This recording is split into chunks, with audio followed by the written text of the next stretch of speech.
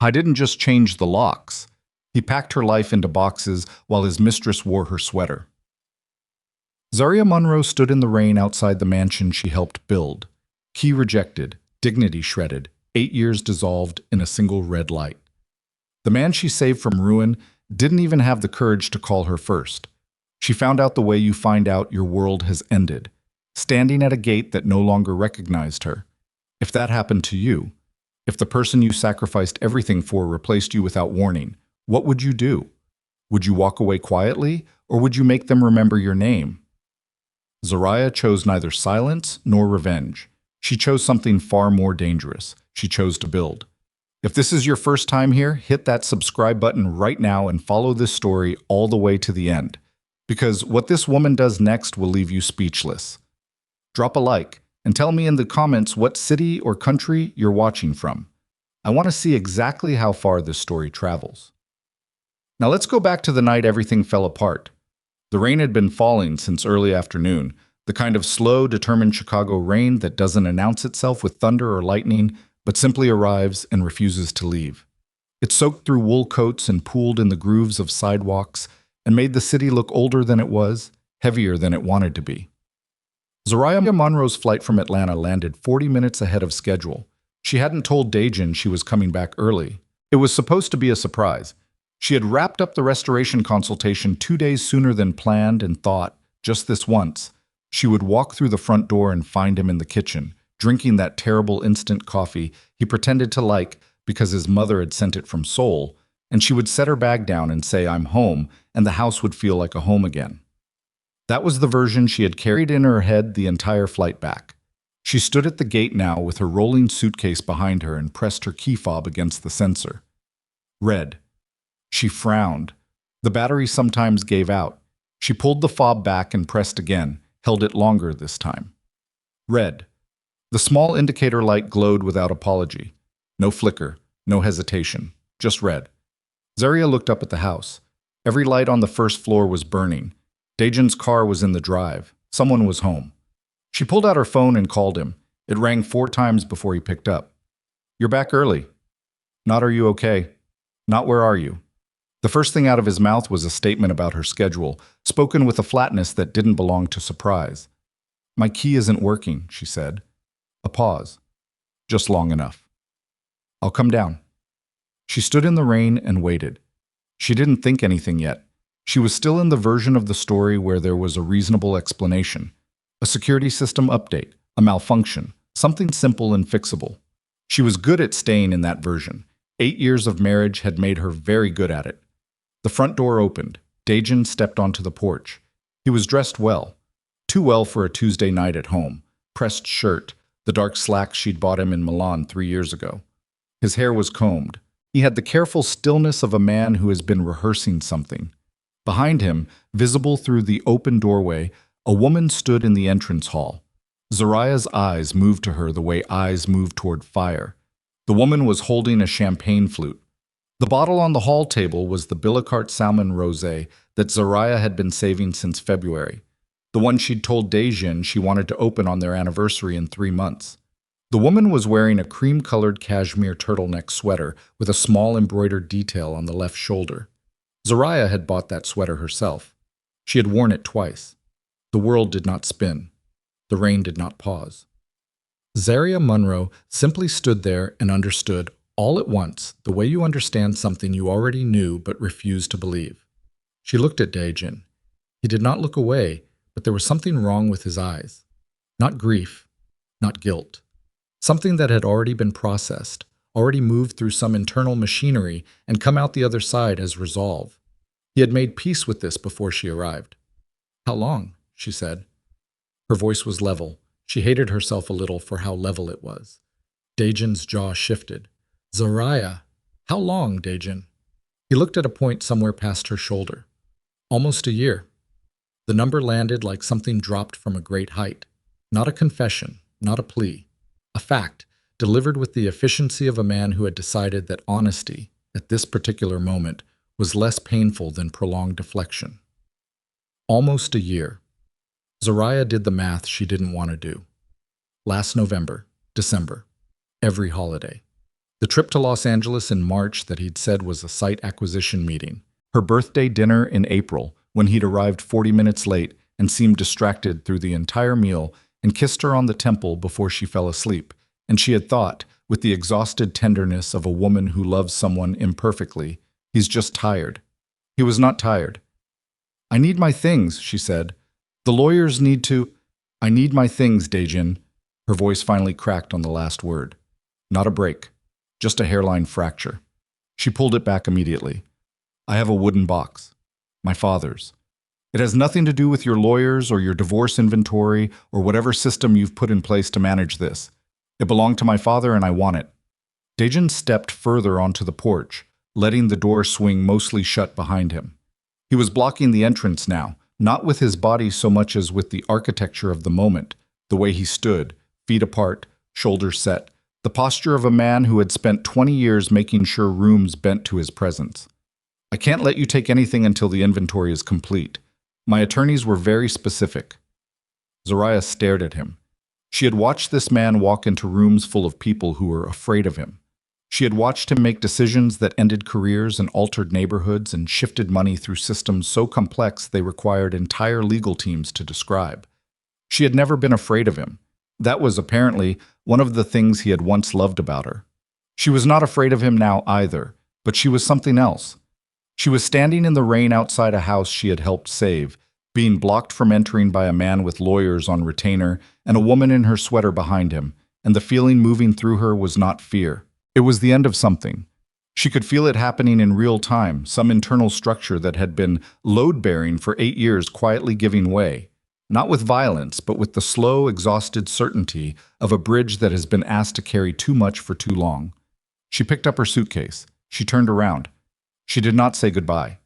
She walked to the end of the drive and stood on the sidewalk in the rain and called the only number she could think of, which was her friend Camille, who answered on the second ring and said, "Where are you?" And Zariah told her, and Camille said, "Don't move," and that was the entire conversation.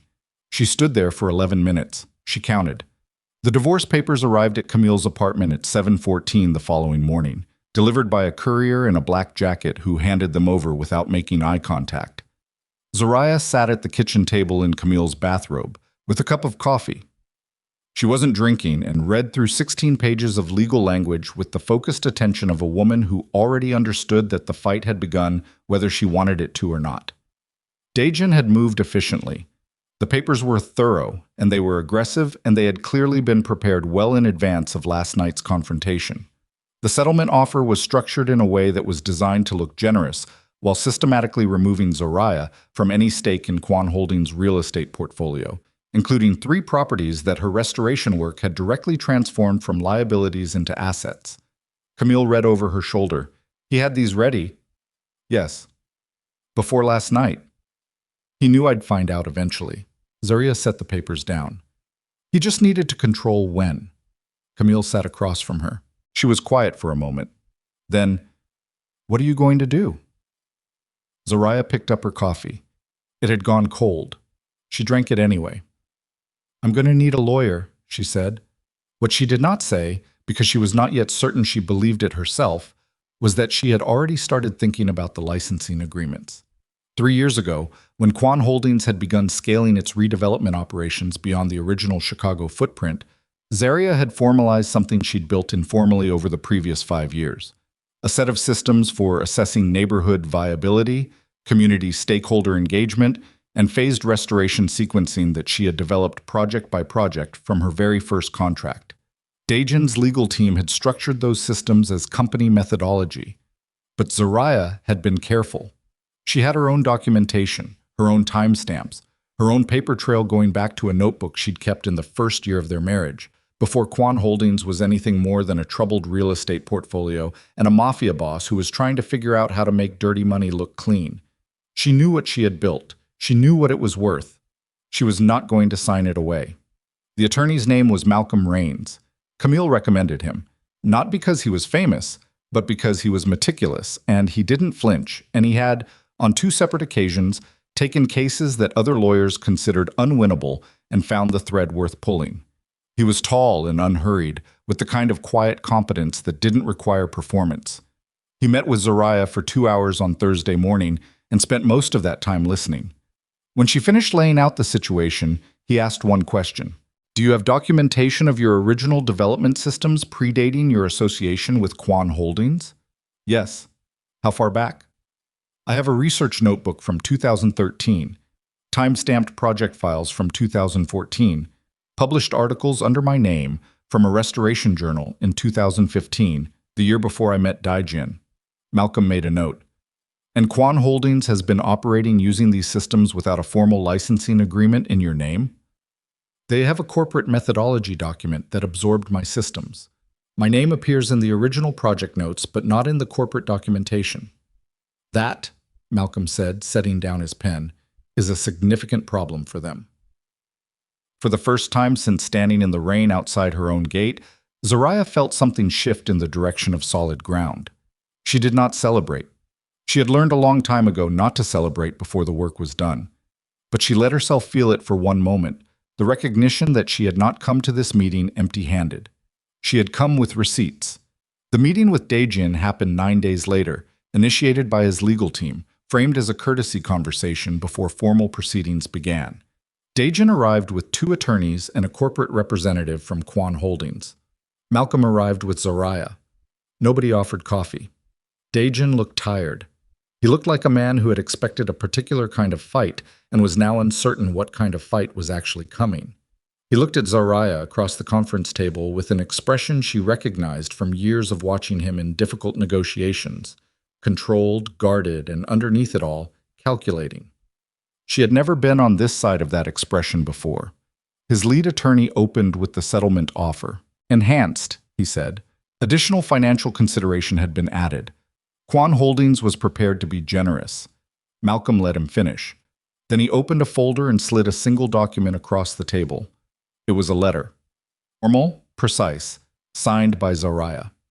It stated that Quan Holdings had been operating since 2018 using proprietary development methodology belonging to Zariah Monroe, that no licensing agreement or formal compensation had been structured for this usage, and that any divorce settlement that included transfer or relinquishment of rights to those systems would need to be evaluated against the full economic value they had generated for the corporation over the preceding 7 years. The number appended to the letter was not small. One of Daejin's attorneys started to speak. Daejin held up one hand. He looked at Zariah. You did the valuation yourself? Malcolm's team did, but the documentation is mine. Daejin was quiet for a moment. Then, with the private language of a long marriage, You've been thinking about this for a while. I've been building for a while, she said. You just weren't paying attention. The meeting ended without resolution. That was fine. Zariah had not expected resolution. She had expected Daejin to go home and talk to his mother, and she had expected Sun-hee Kwan to react with the controlled fury of a woman who had spent a decade treating Zariah as temporary, and she had expected that fury to express itself in some organized and efficient manner. She was not wrong. 3 days later, she found a property listing.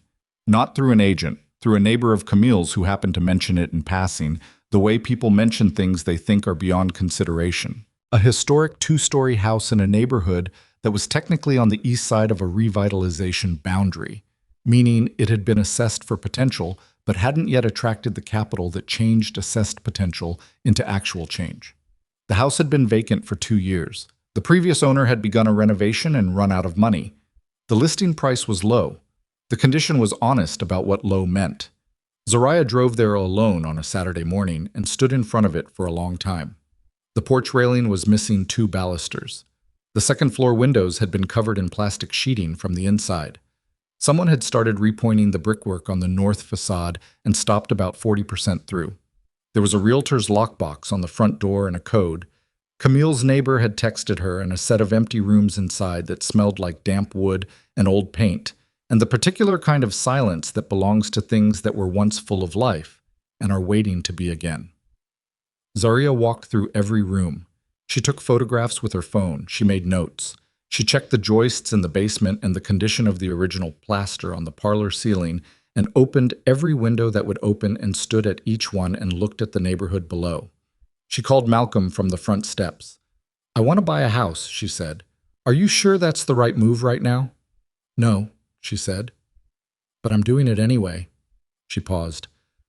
I'm also going to need you to help me file for formal recognition of my intellectual property before we go any further with the divorce proceedings. Malcolm was quiet for a moment. Zariah, are you telling me you're starting a company? She looked up at the second floor of the house, at the plastic sheeting over the windows, at the missing balusters and the unfinished brickwork and the sheer improbable obstinacy of the building still standing after everything. I'm telling you, she said, that I'm done building things for other people. She bought the house 11 days later. She named the company Monroe Legacy Development, and the day she signed the papers, she called Daejin's attorneys and told them she would not be signing anything related to the transfer of her intellectual property rights, not now and not ever, and that any attempt to include those rights in a settlement offer would be met with a formal legal challenge that would require Quan Holdings to account publicly for 7 years of unlicensed use. Daejin called her himself that evening. She let it go to voicemail. She was standing in her new house with a flashlight, inspecting the condition of the original oak floors under 40 years of linoleum, and she did not have time for a phone call from a man who had packed her belongings into boxes before telling her that her marriage was over. The floors were in better shape than she expected. She wrote that down in her notebook. There were still good bones here. She had always been good at finding them. The linoleum came up in pieces. That was the first real lesson the house taught Zariah, that things which had been covered up long enough developed a kind of resistance, a refusal to release cleanly, and you had to work at them section by section with a floor scraper and patience you didn't know you had. She spent the first Saturday morning on her knees in the parlor, prying up 40-year-old adhesive backing, while a space heater hummed in the corner and rain hit the plastic-sheeted windows in irregular bursts. Her back hurt. Her hands blistered on the scraper handle. She stopped twice to eat crackers from a sleeve she'd brought in her bag because she kept forgetting to buy actual food. Underneath the linoleum, the oak floors were scarred but intact. Original boards, wide plank, the kind of wood that hadn't been cut that way since the 1940s. She ran her palm across the grain and felt where someone long ago had walked the same path so many times they'd worn a shallow depression into the wood near the kitchen doorway. She photographed it and sent the picture to nobody. Then she got back to work. Malcolm called at noon. He did not open with pleasantries, which was one of the things she had come to appreciate about him in the 3 weeks since she'd hired him. Daejin's attorneys filed a counter-response this morning, he said. They're challenging the independent valuation of your development systems. They're arguing that the methodology evolved inside Quan Holdings as a collaborative corporate effort and that your individual contribution cannot be isolated or separately valued. Zariah set down the scraper. They're saying I didn't build it. They're saying you didn't build it alone. That's a different argument and they know it. Yes, Malcolm said, they do. It's also a harder argument for them to sustain, which is why I'm not panicking, but I want you to be prepared. This is going to get uglier before it resolves. She looked at the oak floor, at the worn depression near the doorway. How much uglier? Depositions. Possibly expert witnesses. They may try to subpoena your original project files. They can try, she said. Everything I have is time-stamped and backed up and predates my association with Quan Holdings by at least 2 years. Their own attorneys signed off on a project assessment in 2017 that referenced my prior methodology by name. Malcolm paused. You have that document? I kept copies of everything, Malcolm. I kept copies of everything from the day I married him because his mother told me at the wedding reception that I should never assume my position was permanent. A longer pause. I want that document on my desk Monday morning. You'll have it. She hung up and sat on the bare subfloor for a moment with her back against the wall and looked at the ceiling where a water stain had bloomed and dried and bloomed again in overlapping rings. The previous owner had started repairs they couldn't finish. That was the story of this house. Started things, ran out of resources, left the evidence of effort behind like a kind of apology. She understood that story. She got back on her knees and kept working. The first contractor she hired quit after 4 days. His name was Porter, and he came with a solid recommendation from a builder Camille knew, and for the first 2 days he seemed competent enough. He assessed the structural issues with the rear addition, gave her a detailed scope of work, shook her hand with the confidence of a man who had done this 100 times. On day 3, he arrived an hour and a half late and smelled like he'd had a difficult night. On day 4, he sent a text at 6 in the morning saying he had another project that needed him and he was off the job. He left behind half a demo wall, exposed wiring, and a tarp that was already collecting rain. Zariah stood in the middle of the half-demolished back room and looked at what he'd left and felt something she didn't want to identify as discouragement, so she identified it instead as information. This was information. Not every person who showed up was going to be reliable. That was true in construction, and it had been true in her marriage, and it was simply a condition of the world that she was going to have to continue working inside. She covered the wiring with the tarp and called her second contractor the same morning. Meanwhile, 53 blocks away in a building where the elevators were silent and the carpets were thick, and you could hear nothing of the outside world, Sun Hee Kwan sat at the head of a conference table and looked at a printed summary of Zariah's legal filing with the expression of a woman who has discovered something she intended to have removed has instead grown roots. She was 71 years old. She had survived things that would have ended other people's, the death of her husband, the early years of building the Kwan organization in a city that didn't welcome them, the slow and necessary work of converting brutal leverage into legitimate wealth. She had accomplished all of it through a combination of strategic patience and the absolute refusal to tolerate obstacles that she had not personally approved. Zariah Monroe had never been approved. She filed independently, said the attorney across from her. His name was Holt. He had worked for Sun Hee for 11 years, and he spoke to her in the careful register of a man who knows the difference between delivering bad news and delivering it poorly. The intellectual property claim is separate from the divorce proceedings. She structured it so that even if the divorce resolves, the IP question remains open. Can we challenge her authorship directly? We're already doing that, but her documentation is extensive. Our challenge is sustainable as a delay tactic, not as a winning argument. Sun Hee turned the printed summary over so she didn't have to look at it. What does she actually want? Her attorneys haven't specified a number, which means she hasn't decided yet, or she wants us to keep guessing. Sun Hee picked up her pen and set it down without writing anything. She wants to embarrass us. Holt was quiet for a moment. With respect, I think she wants to be compensated and acknowledged. Whether that involves embarrassment depends on how we respond. She could have come to me directly. Nobody in the room said what everyone in the room was thinking, which was that Zariah Monroe had spent 8 years trying to come to Sun Hee directly, and had been managed and redirected and graciously minimized every single time. Sun Hee pushed back from the table. Find out what she needs to settle the IP claim privately. I want this contained before it reaches the lenders. The Harbor Point lenders? Any of them. Holt made a note. And Daejin? I'll talk to Daejin. She said it the way you say I'll handle the broken thing. Not with love exactly, but with the proprietary certainty of someone who has always been the one to manage the damage. Daejin was in his office when she arrived. He was on the phone, which he ended when she walked in without knocking, because she had never knocked before, and she was not going to start now. He looked like he'd been sleeping badly. His desk had more files on it than usual, which meant he was working the way he worked when something was bothering him. Burying himself in operational details because operational details were things he could control. Sun Hee sat across from him without being invited. Holt tells me she's being aggressive, she said. Daejin leaned back. She's being thorough. Those are different things. In her case, they're the same thing. He looked at his mother with an expression that Sun Hee recognized and didn't like. The look he got when he had already formed an opinion that was going to be inconvenient for everyone. She built those systems, Iyama. I watched her build them. I sat at the kitchen table and watched her work until 2 in the morning for months before we ever formalized anything. You sat at the kitchen table, Sun Hee said precisely, while she used Kwan resources, Kwan relationships, and Kwan capital to develop and test those systems. She used her own brain. Her brain was housed in our organization. Daejin looked at her for a long moment.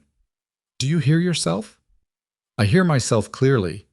Sun Hee folded her hands. I hear a woman who wants to use a divorce to destabilize 20 years of work. She's not destabilizing anything. She's asking to be paid for what she did. He paused. Honestly, Yama, she's asking for less than she's owed. The silence that followed was the particular kind of silence that happens in rooms where someone has said the true thing that everyone has been carefully not saying. Sun Hee's expression didn't change. It rarely did. That was one of the things that made her effective and, in this moment, made her very difficult to read.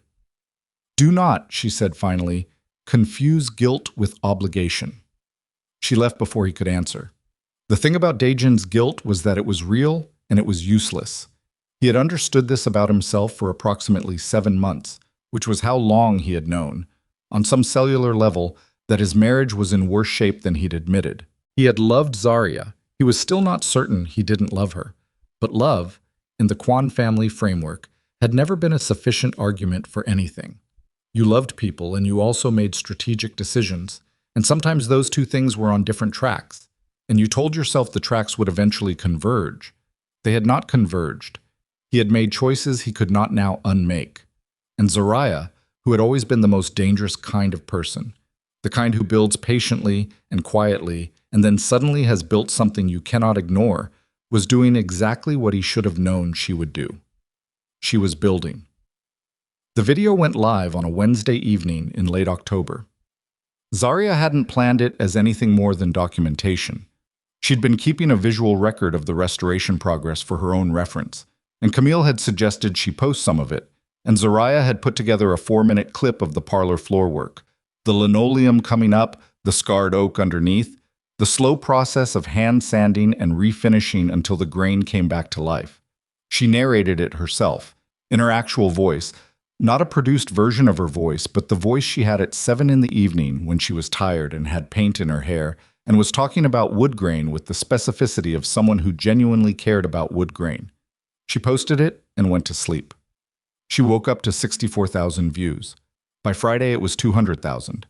By the following Monday, homeowners were emailing her from neighborhoods she had never worked in, asking if she took consultations, asking if she could look at their houses, asking what she charged, asking how she knew what she knew. She sat at the kitchen table in the house. She had a table now, a second-hand one she'd found at an estate sale, and one good lamp, and read through the messages with the particular disorientation of someone who has been building in private and suddenly finds the lights on. Camille came over that evening with takeout containers and sat across from her and said, "You realize what this is? It's a lot of emails. It's a client base." Zariah looked at the screen. "I don't have the capacity." "You will." Camille pointed a chopstick at her. "You're going to finish this house, and it's going to be your portfolio, and you are going to have more work than you can handle within a year." Zariah did not say "I'm terrified" because she didn't say things like that out loud, but she thought it quietly in the specific way you think the true thing underneath the thing you're doing. She replied to 37 emails that night.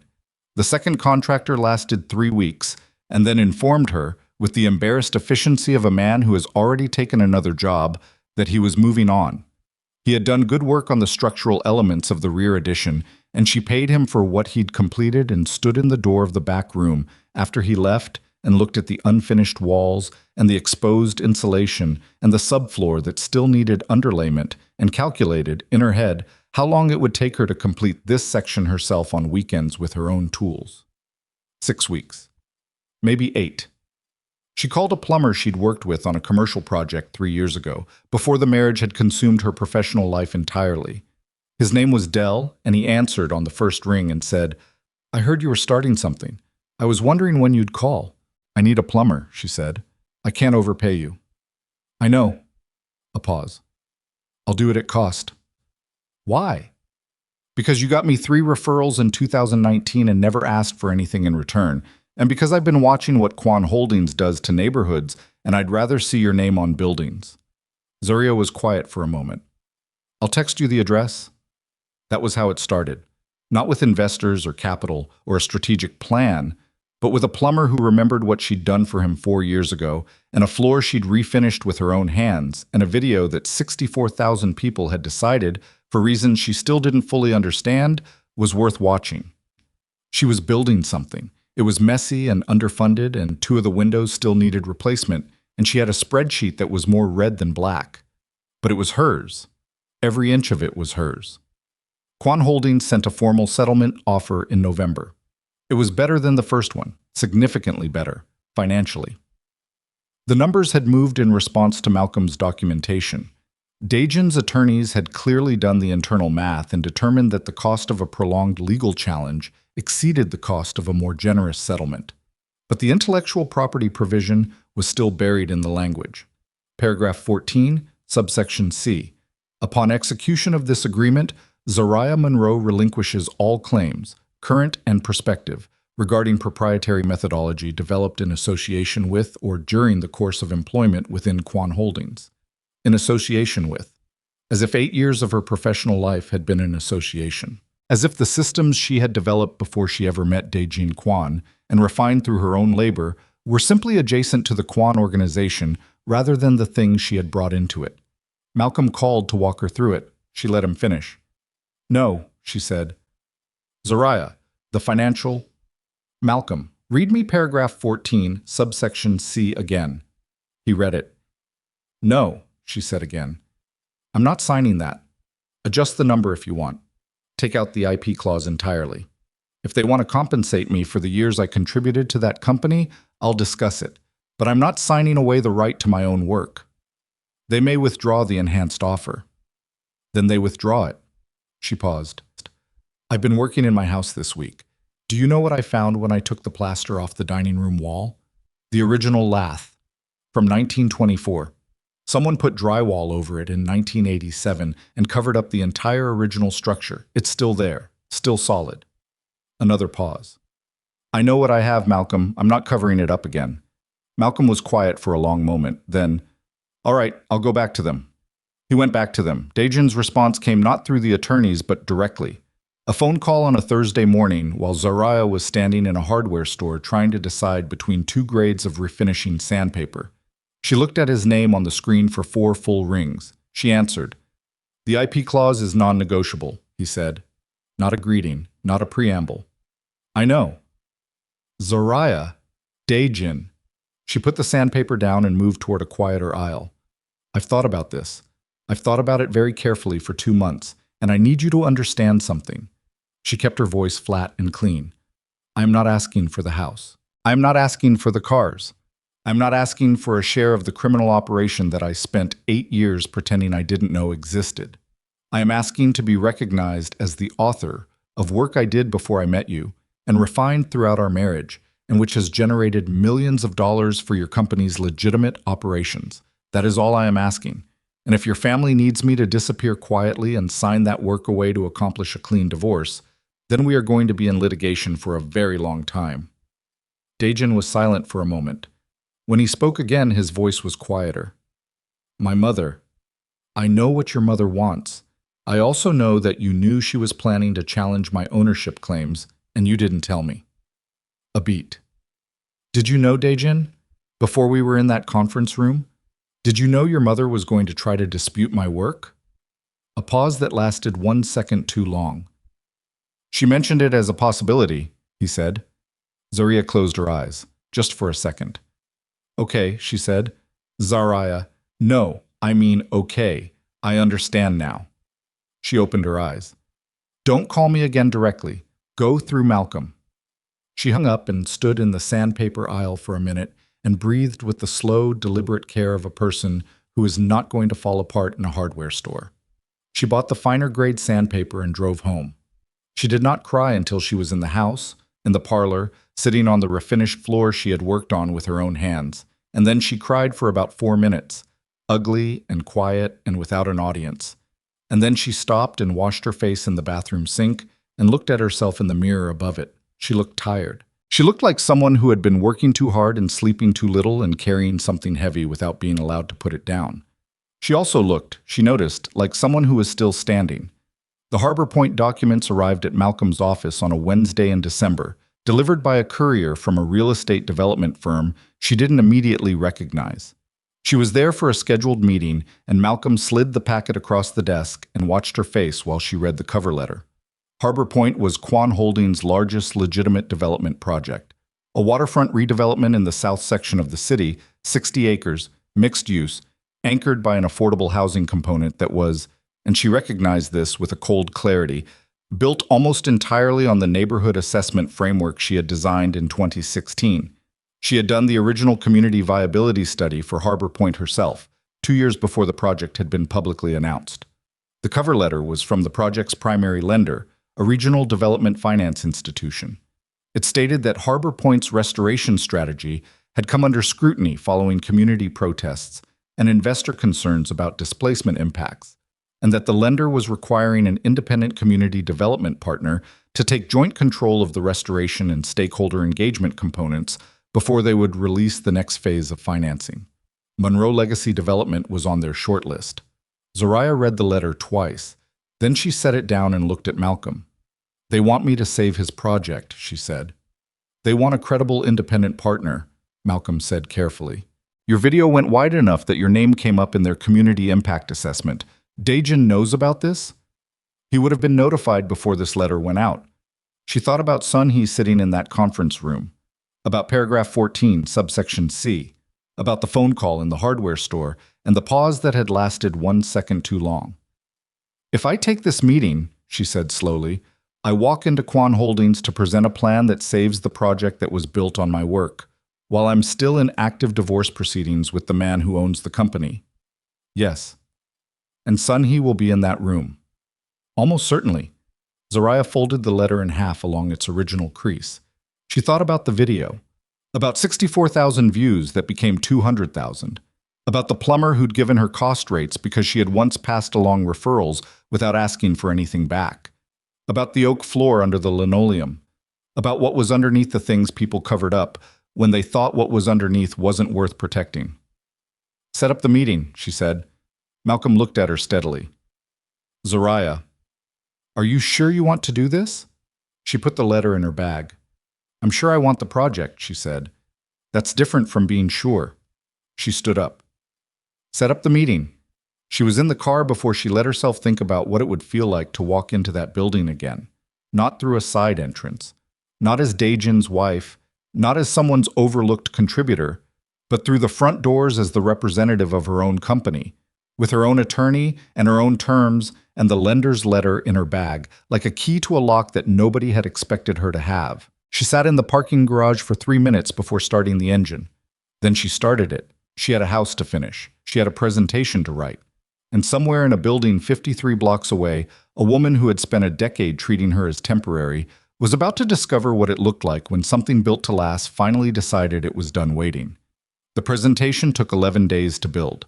Not because Zariah was slow. She had never been slow. She was the kind of person who could walk through a distressed property once and come out the other side with a rehabilitation sequence mapped in her head, cost estimates roughed in, community impact considerations already sorted by priority. That was the thing nobody at Quan Holdings had ever adequately explained to investors.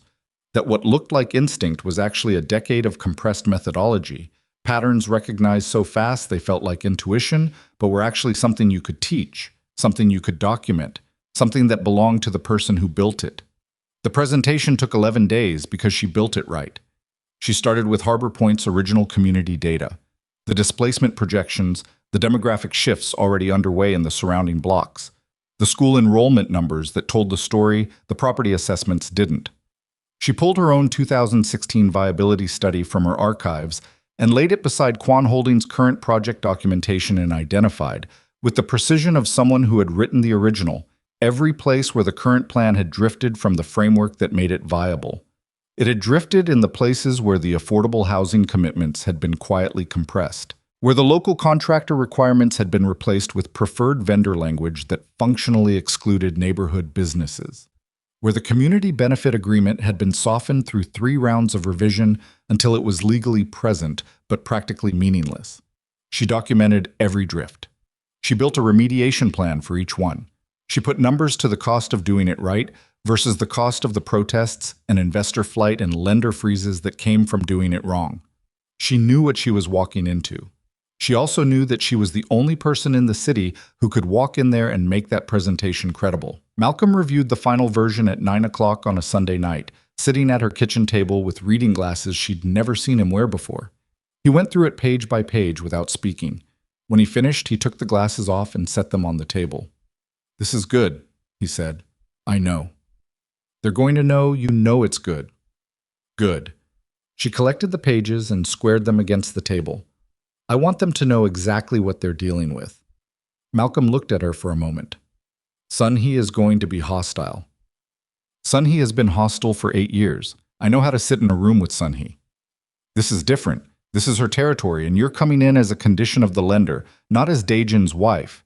She's going to feel cornered." "Cornered people make mistakes," Zariah said. Malcolm put his glasses back in his pocket. "Or they get dangerous." Zariah considered that. "I know," she said. "I've thought about it." She hadn't slept well in 3 weeks, which was its own kind of dangerous, but she was used to operating on insufficient rest. What she was not used to was the particular quality of this sleeplessness, the way it wasn't anxiety exactly, but something more like hyper-awareness, a state in which her brain refused to stop processing because it understood, on some level below conscious decision, that she was in a period where missing a detail could cost her everything. She drove to the Quan Holdings building on a Tuesday morning in January with Malcolm in the passenger seat and a portfolio case in the back, and the letter from the lender in her inside jacket pocket, folded exactly as it had been when she'd received it. The building was one she knew well. She had attended dozens of meetings here. She had sat in the lobby waiting for Daejin, had walked these corridors as his wife, had been introduced in these rooms as Daejin's partner, which was what they called her when they wanted to acknowledge her presence without specifying what she had contributed. She had drunk coffee from the executive floor kitchen and stood at those windows looking out at the city she had helped Quan Holdings develop a reputation for improving. She walked through the front doors and gave her name at the reception desk and said she had a 9 o'clock with the Harbor Point development team. The receptionist, who was young and professional and had no context for any of this, said, "Of course, Miss Monroe, I'll let them know you're here." Not Mrs. Quan. Ms. Monroe. She had not corrected anyone at Quan Holdings on that point in 8 years. Today, she did not have to. The conference room was on the 14th floor. Zariah had been in this specific room before. It had a long table that seated 20 and windows on 2 sides and a credenza along the back wall where someone had put out water glasses and a coffee service that nobody was going to use because this was not that kind of meeting. Sunhee was already seated when Zariah walked in. She was at the far end of the table, positioned with the deliberate intention of someone who arrived first specifically to claim the dominant position. She wore a charcoal suit and her silver hair was immaculate, and she looked at Zariah with the expression she had always used. Not open hostility, because Sunhee was too controlled for open hostility, but a kind of calm, measuring assessment, as if Zariah were a variable she was still calculating how to eliminate. 2 Quan Holdings executives sat along the left side of the table. Holt was there. A woman Zariah didn't recognize who was probably from the finance team. Daejin was at the near end of the table, closest to the door. He stood when she entered. She did not know if that was habit or intention or something else entirely, and she did not look at his face long enough to find out. She set her portfolio case on the table and opened it, and handed Malcolm a copy of the presentation and placed one in front of each chair on her side of the table, and put the remainder in a stack without distributing them to the Quan Holdings side, because they could ask for copies if they wanted them, and she was not going to perform generosity she didn't feel. She sat down. She looked at Sunhee. Sunhee looked back. "Thank you for making time," Zariah said. It was the only courtesy she offered. Then she opened her presentation and began. She was 20 minutes in when Sunhee interrupted her for the first time. Zariah was walking through the displacement projections, the specific data showing how the current Harbor Point timeline would accelerate neighborhood turnover beyond what the Community Benefit Agreement was designed to mitigate.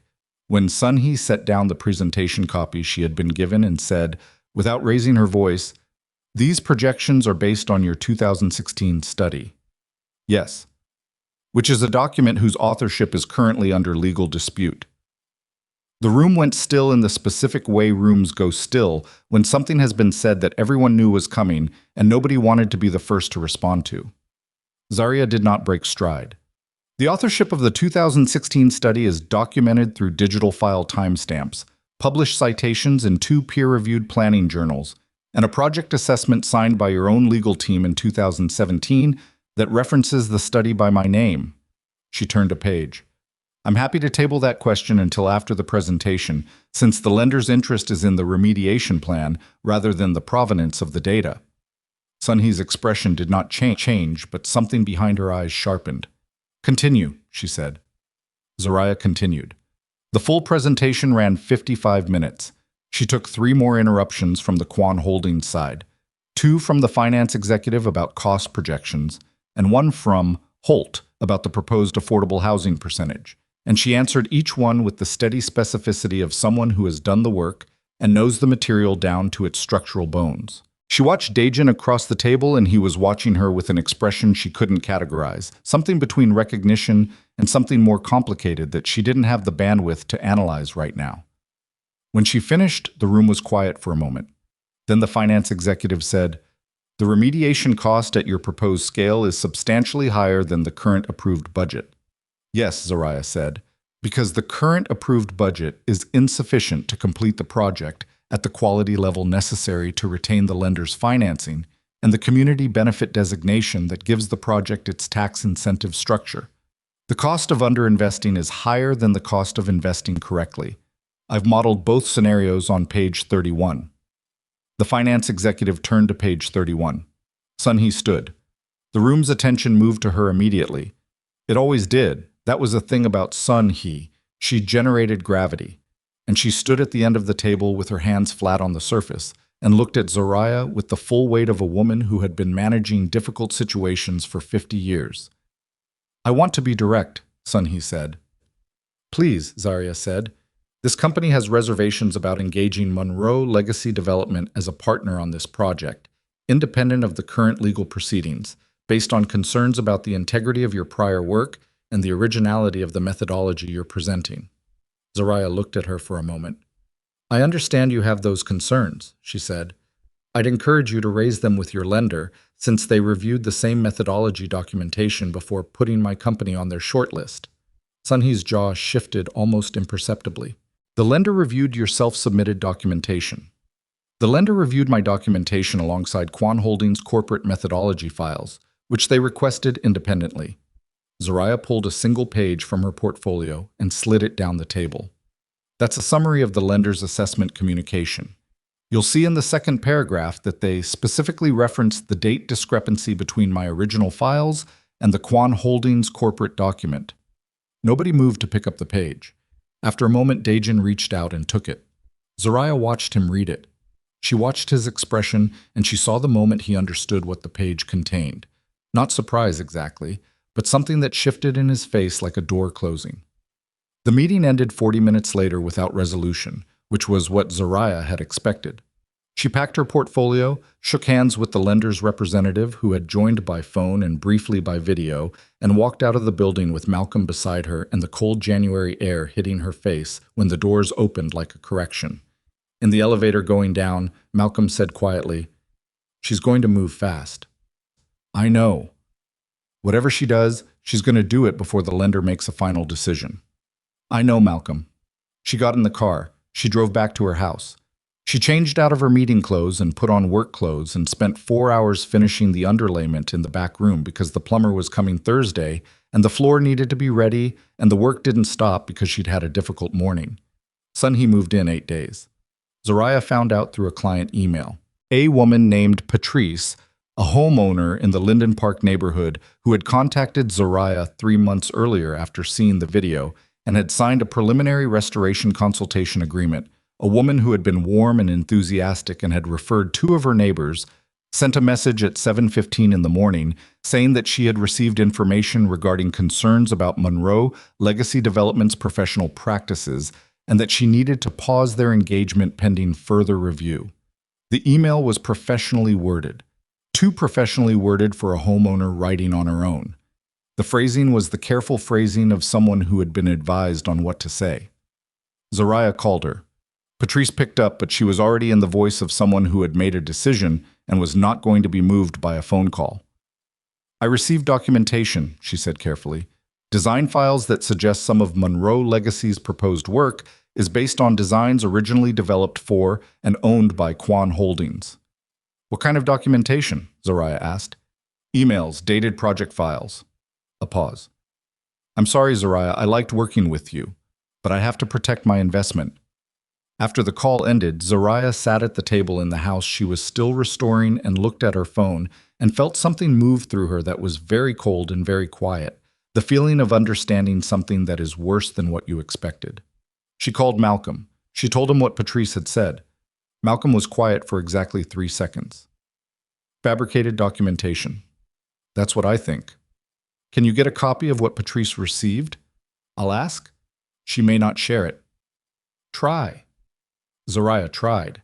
Patrice did not respond to the follow-up message. But the second client email came that afternoon, and the third the following morning, each one referencing documentation, each one using language slightly too consistent with the others to be coincidental. Designs originally developed for and owned by Quan Holdings appeared in 3 of the 5 messages she received over the next 4 days, word for word. Someone had written a template. Someone had distributed it with attached documentation. And whoever that someone was had access to internal Quan Holdings files and the resources to alter them convincingly and the distribution channels to reach her clients directly before she could respond. Malcolm confirmed it on Friday morning. He had obtained a copy of the documentation through a contact at a real estate industry association who had received an unsolicited communication about Monroe Legacy Development's professional standing. The attached files were project documents from Zariah's time at Quan Holdings. Real documents, authentic files. But the metadata had been altered. Dates changed. Author fields modified. In the altered versions, Zariah's original community assessment frameworks appeared to have been created inside Quan Holdings' system by Quan Holdings personnel, with Zariah listed as a contributor rather than an originator. The alteration was clean, professional, the kind of modification that required not just technical capability, but access to the original files and knowledge of what to change. Malcolm spread the documents across his desk, and they stood over them together and looked at what had been done. "This is evidence fabrication," Malcolm said. His voice was flat. "Yes."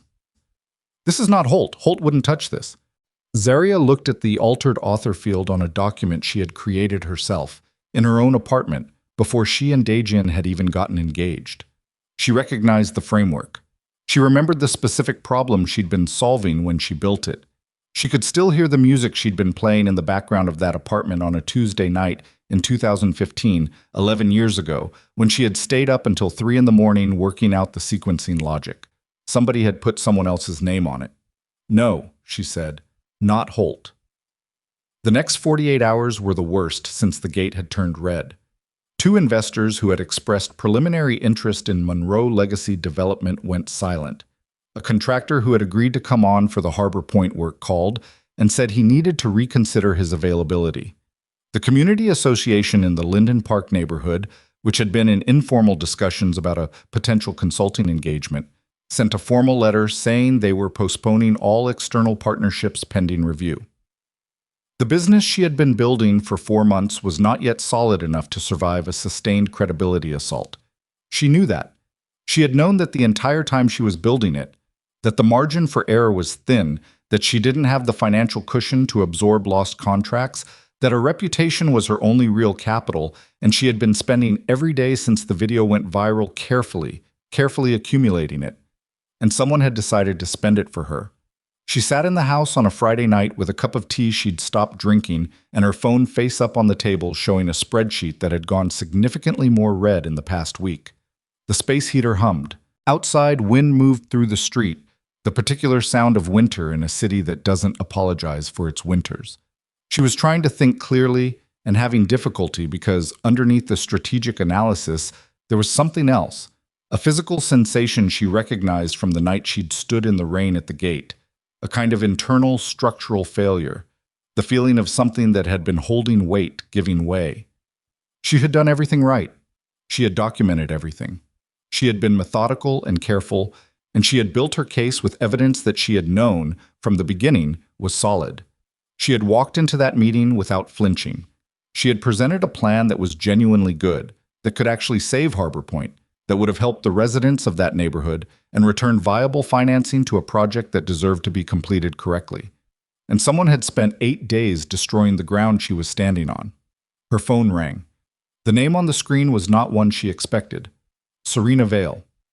Zariah looked at it for 2 full rings. Then she answered. "I need to talk to you," Serena said. Her voice was different from what Zariah would have expected. Not the voice of someone calling to gloat or negotiate or threaten. It was the voice of someone who had been awake too long and had decided at some point in the recent past that they were going to do something they had been avoiding. You have 30 seconds to tell me why I shouldn't hang up, Zariah said. Because I have the original files, Serena said. The unaltered originals, with the real metadata, and I have the email chain authorizing the modifications. Silence. Who authorized it? Zariah said, a pause on Serena's end. You already know. I need to hear you say it. Another pause, shorter this time. Sun He, Serena said. It was Sun He. She had her assistant pull your original files from the archive, gave them to a document specialist she used for other things, and told him to rebuild the author trail. A breath. I was in the room when she gave the instruction. I didn't say anything. I don't know what I thought. I told myself it wasn't my problem. Zariah did not move. And now? She said. And now she wants me to sign a statement corroborating the altered timeline. She wants me to say I worked on those frameworks with you and Daejin during the project development period. Another breath, ragged at the edges. I can't do that. I wasn't even at the company in 2016. There's no version of that statement that holds up, and she knows it, and I think she's going to put me in the middle of something I can't get out of. So you're protecting yourself, Zariah said. Yes. A pause. And I'm also, yes. Mostly I'm protecting myself, but what they did to your files is wrong, and I won't sign a statement I know is false. Zariah looked at the wall of her restored parlor, at the plaster she'd repaired section by section, at the original molding she'd stripped and refinished until it looked the way it was supposed to look, the way someone in 1924 had intended it to look when they put it there. Where are you? She said. My apartment. Don't go anywhere. Zariah was already reaching for her keys. Don't talk to anyone from Quan Holdings. Don't answer calls from Holt or Sun He or anyone connected to the company. Do you understand? Yes. I'm calling my attorney, and he's going to call you in the next 20 minutes. You're going to tell him exactly what you told me, and you're going to tell him where the original files are. Okay. Serena. Zariah stopped at the door of the parlor. Did Daejin know about the document modification? The pause was the longest yet. I don't know, Serena said. I don't think she would have told him directly, but Sun He doesn't make moves like this without understanding that he'll have to manage the consequences. A pause. He would have known something was coming. He just wouldn't have known what. Zariah stood at the door of her parlor for one long moment. The space heater hummed behind her. The wind moved outside. She thought about a phone call in a hardware store and a pause that had lasted 1 second too long, and a man who had admitted that his mother had mentioned challenging her ownership as a possibility and had said nothing beyond that admission, had offered no warning, had made no move to stop what was already in motion. He would have known something was coming. She put her phone to her ear and called Malcolm. He answered on the second ring. I need you to call someone, she said. Her name is Serena Vale. She has the original unaltered files and the email chain authorizing the modifications to my documents. She paused. And Malcolm, I need you to file an emergency protective order on my intellectual property tonight. Not tomorrow. Tonight. Malcolm's voice shifted into a gear she had come to associate with him when something had moved from complex to critical. I'll call her in 10 minutes. The protective order. I'll need to wake someone up. Wake them up, she said. She hung up. She stood in the middle of the parlor floor she had refinished with her own hands, in the house she had bought when she had almost nothing, in the company that carried her name and that someone had spent the last 8 days trying to burn down before it could stand on its own. She had built this, every inch. And she was not going to let it be taken from her by a woman who had spent a decade treating her like a problem to be managed. But there was something underneath the determination, something she had to look at directly, because looking away from it was no longer an option. Daejin had known something was coming, not the details, maybe not the specific method, but he had known his mother was going to move against Zariah, and he had said nothing, and now her business was hemorrhaging clients and her reputation was under assault with fabricated evidence, and a woman who had been sleeping in her house was calling her from an apartment asking for help, because even Serena Vale could not bring herself to participate in what had been set in motion. That was who he was. Not the man who changed the locks. She had already understood that man, already processed the grief of that understanding. This was something else. This was the man who knew the fire was coming and said nothing and waited to see if she would survive it. She walked to the window and looked out at the street. The oak tree at the curb had lost all its leaves months ago, and its bare branches caught the light from the street lamp in a pattern that was almost architectural, a structure revealed only by the removal of everything soft. She thought about what Malcolm had said outside the lender meeting. Cornered people make mistakes, or they get dangerous. She turned away from the window.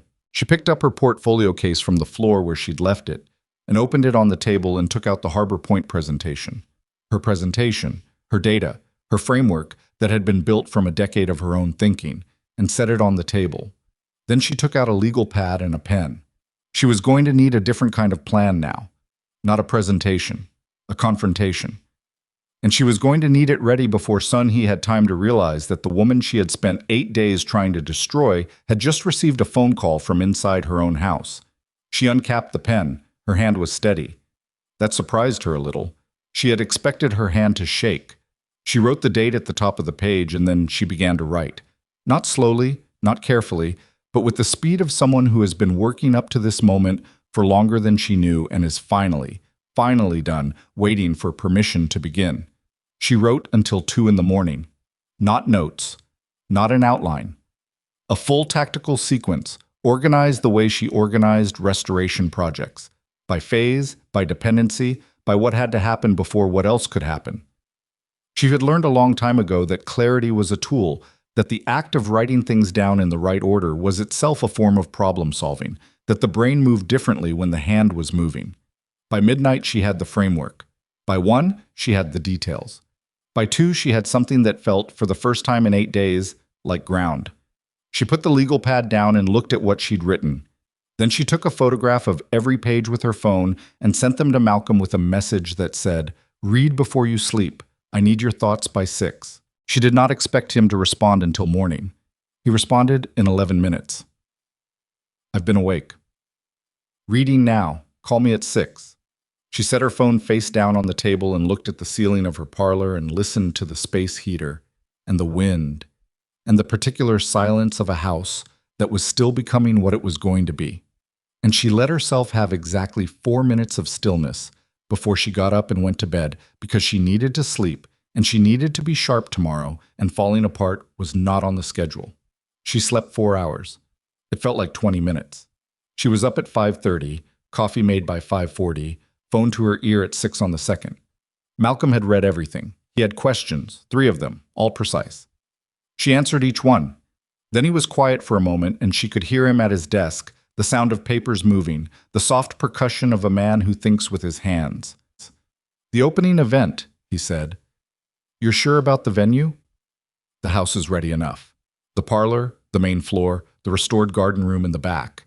It's not finished, but it's functional, and it's mine, and that matters. It'll read as a renovation showcase. It'll read as exactly what it is," she said. "A woman who built something showing people what she built. And in the same room, in front of the same people, the evidence of what was done to her." Another pause. "Sun Hee won't come. Sun Hee will come because if she doesn't come, it means she's afraid to come, and Sun Hee Kwan has never in her life allowed herself to appear afraid." Zariah drank her coffee. "She'll come because she'll want to control the room. She'll want to be present to manage whatever I do." "And Daejin?" Zariah set down her cup. "Send him an invitation. Personal. Through you, not through the attorneys. Just an invitation. No note." Malcolm absorbed that. "You want him there." "I want everyone who was in that room at Kwan Holdings to be in my room. On my terms. With the evidence in front of them and a room full of people who are not on Sun Hee's payroll." She paused. "And I want the lender's representative. Can you get them?" "I can ask." "Ask today." She hung up and started making calls. The next 12 days were the most compressed of her professional life. More compressed even than the weeks she'd spent saving Kwan Holdings' Riverside project in 2020, pulling an investment deal together across 17-hour days while also managing the community stakeholder process and the contractor sequence, and Daejin's mother calling her every 3rd day to remind her that the timeline was critical, as if Zariah was not the person managing the timeline. She called every contractor she trusted and told them what she needed and when. She called Dell, and he came on a Saturday with 2 of his guys, and they finished the plumbing rough-in in the garden room in a single day. She called the electrician who had done the panel upgrade, and he came back and finished the fixture work on the main floor. She called a painter she had worked with on a commercial job, and he brought his nephew, and they did the parlor in 2 days. She ordered furniture. Not expensive furniture. She didn't have the budget for expensive furniture, but thoughtfully chosen pieces from an estate sale and a salvage dealer she had worked with before. Pieces that had character and history and that fit the house the way the house was meant to be fitted, not staged, but inhabited. She cleaned every surface herself. She hung her own photographs on the walls. Not decorative prints, but the actual documentation photographs she had taken throughout the restoration process. Printed large, in sequence, showing the house and every step of its return to something worth preserving. She stood back and looked at them on the evening before the event. The first photograph showed the parlor floor with the linoleum still on it. The last showed the same floor refinished, the grain of the oak visible in the late afternoon light, the worn depression near the kitchen doorway still there because she had decided to keep it, had decided that the evidence of how the floor had been used was part of its value, not a flaw to be corrected. She looked at those two photographs for a long time. Then she went to bed. The morning of the event, she woke at 5 and could not go back to sleep. She lay in the dark and went through the sequence in her head. Malcolm had confirmed the lender's representative, a woman named Daejin, Senior Director of Community Development Finance, who had reviewed Monroe Legacy Development's materials and agreed to attend. He had confirmed 3 of the 5 clients who had received the fabricated documentation, all of whom had agreed to come after Malcolm shared the evidence of what had been done. He had confirmed 2 journalists who covered urban development and housing, both of whom had been briefed only that Monroe Legacy Development was holding a project showcase and that there would be material of interest to the coverage of the Harbor Point dispute. He had confirmed Serena Vale, who would be present with her signed statement and a digital copy of the unaltered project files alongside the email chain authorizing the modifications. He had confirmed the lender's review finding, which had been formalized 2 days earlier. The metadata discrepancy in the documents distributed to Zariah's clients was material and documented, and the lender was formally requesting that Quan Holdings provide an explanation before any further disbursement decisions were made regarding Harbor Point. And he had confirmed, through the brief reply to the personal invitation sent without a note, that Daejin would attend. Sunhee had not responded. Malcolm had told her this at 10 the previous night. "She'll come," Zariah had said. "You keep saying that. And I'll keep being right." She got up at 5:15 and made coffee and dressed in the clothes she had chosen 3 days ago. A deep wine-colored dress that she had owned for 4 years and had always felt entirely herself in, low heels, her grandmother's earrings. She had thought carefully about this. She was not going to perform severity or fragility. She was going to look like a woman who lives in this house and built this company and is comfortable in both. She was going to look like herself. Malcolm arrived at 8 with a paralegal named Jordan who helped him set up the documentation display in the garden room. The original contracts, the archived design files, the published journal citations, the digital timestamps printed and mounted on foam board, the email chain in enlarged format, and Serena's signed statement in a clear document sleeve at the center of the display. The evidence was not arranged dramatically. It was arranged methodically. Anyone who walked into that room and spent 10 minutes with the materials could reconstruct the entire history of what Zariah had built and what had been done to undermine it. That was the point, not theater. Documentation. The first guests arrived at 10. Contractors she had worked with. The plumber Dell with his guys. The electrician. The painter. 3 homeowners from the Linden Park neighborhood, including 2 who had not received the fabricated documentation, and 1 who had come anyway after Malcolm shared the counter evidence. A community advocate from the Harbor Point neighborhood named Renata, who had been fighting the displacement issues for 2 years, and who had agreed to attend when Zariah called her personally and explained what she was presenting. Reporters arrived at 10:15 and 10:20. Zariah introduced herself and welcomed them and told them they were free to move through the house and review the materials in the garden room and that she would make herself available for questions after a brief presentation at 11. The lender's representative, Daejin, arrived at 10:40. She was a tall woman in her 50s with natural hair and the focused bearing of someone who has spent a career in rooms where people are trying to obscure the things she needs to see clearly. She shook Zariah's hand with a firm, dry grip and said, "I've been following this situation with interest." "I appreciate you being here," Zariah said. I'm here because the Harbor Point project is important, and because what was done to your documentation is something my institution takes seriously. A pause. I'm also here because I read your 2016 study after I saw your video, and I want to understand why a framework this solid was being operated without formal attribution. That, Zariah said, is what today is about. The Quan Holdings executives arrived at 10:50, Holt and the finance woman, and two others she recognized from meetings during the marriage. They arrived together, which meant they had coordinated, which meant Sun Hee had been informed of the event, even if she hadn't responded to the invitation. Zariah greeted them at the door herself. "Thank you for coming," she said, the same phrase she'd used for everyone else. No inflection added or removed. Holt looked at her with the expression of a man who is doing a job he finds unpleasant. "Miss Monroe." "The garden room has materials you'll want to review," she said. "Help yourself to coffee." They moved into the house with the careful observation of people mapping an unfamiliar territory, which it was. They had never been in this house, never been on this ground, never been in a room that Zariah controlled. She watched them move through the parlor and look at the documentation photographs on the wall, and she saw the moment Holt understood what the photographs were. Not decoration, but evidence of the timeline, the physical proof of the work she had done independently over the past 4 months. Daejin arrived at 10:58. Alone. No attorneys. No assistant. No security that she could see, though she knew better than to assume. He came through the front door in a dark coat, and he looked at the house, really looked at it, the refinished floor, the repaired molding, the photographs on the wall, and his face did something she was not prepared for. He looked like a man who has arrived somewhere he should have been a long time ago.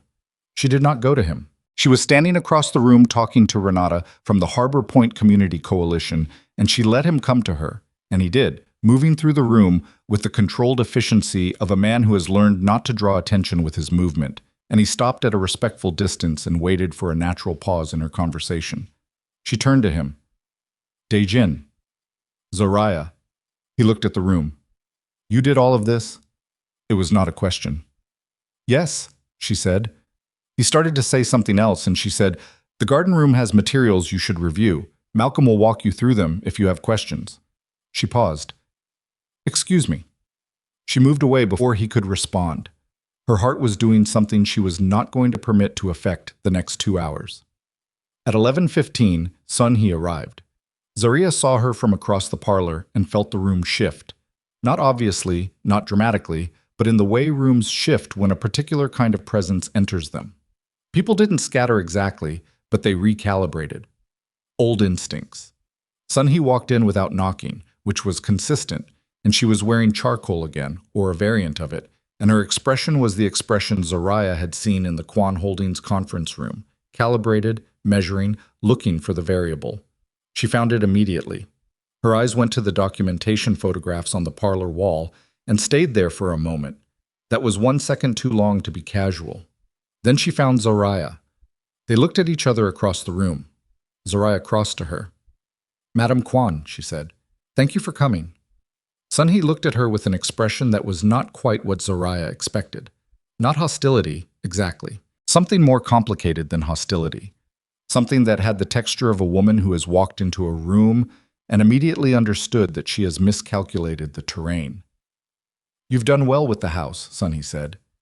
"Yes," Zariah said. "I have. The garden room has materials I think you'll want to see before the presentation. Malcolm is available to answer questions." She paused. "Help yourself to coffee." She walked away.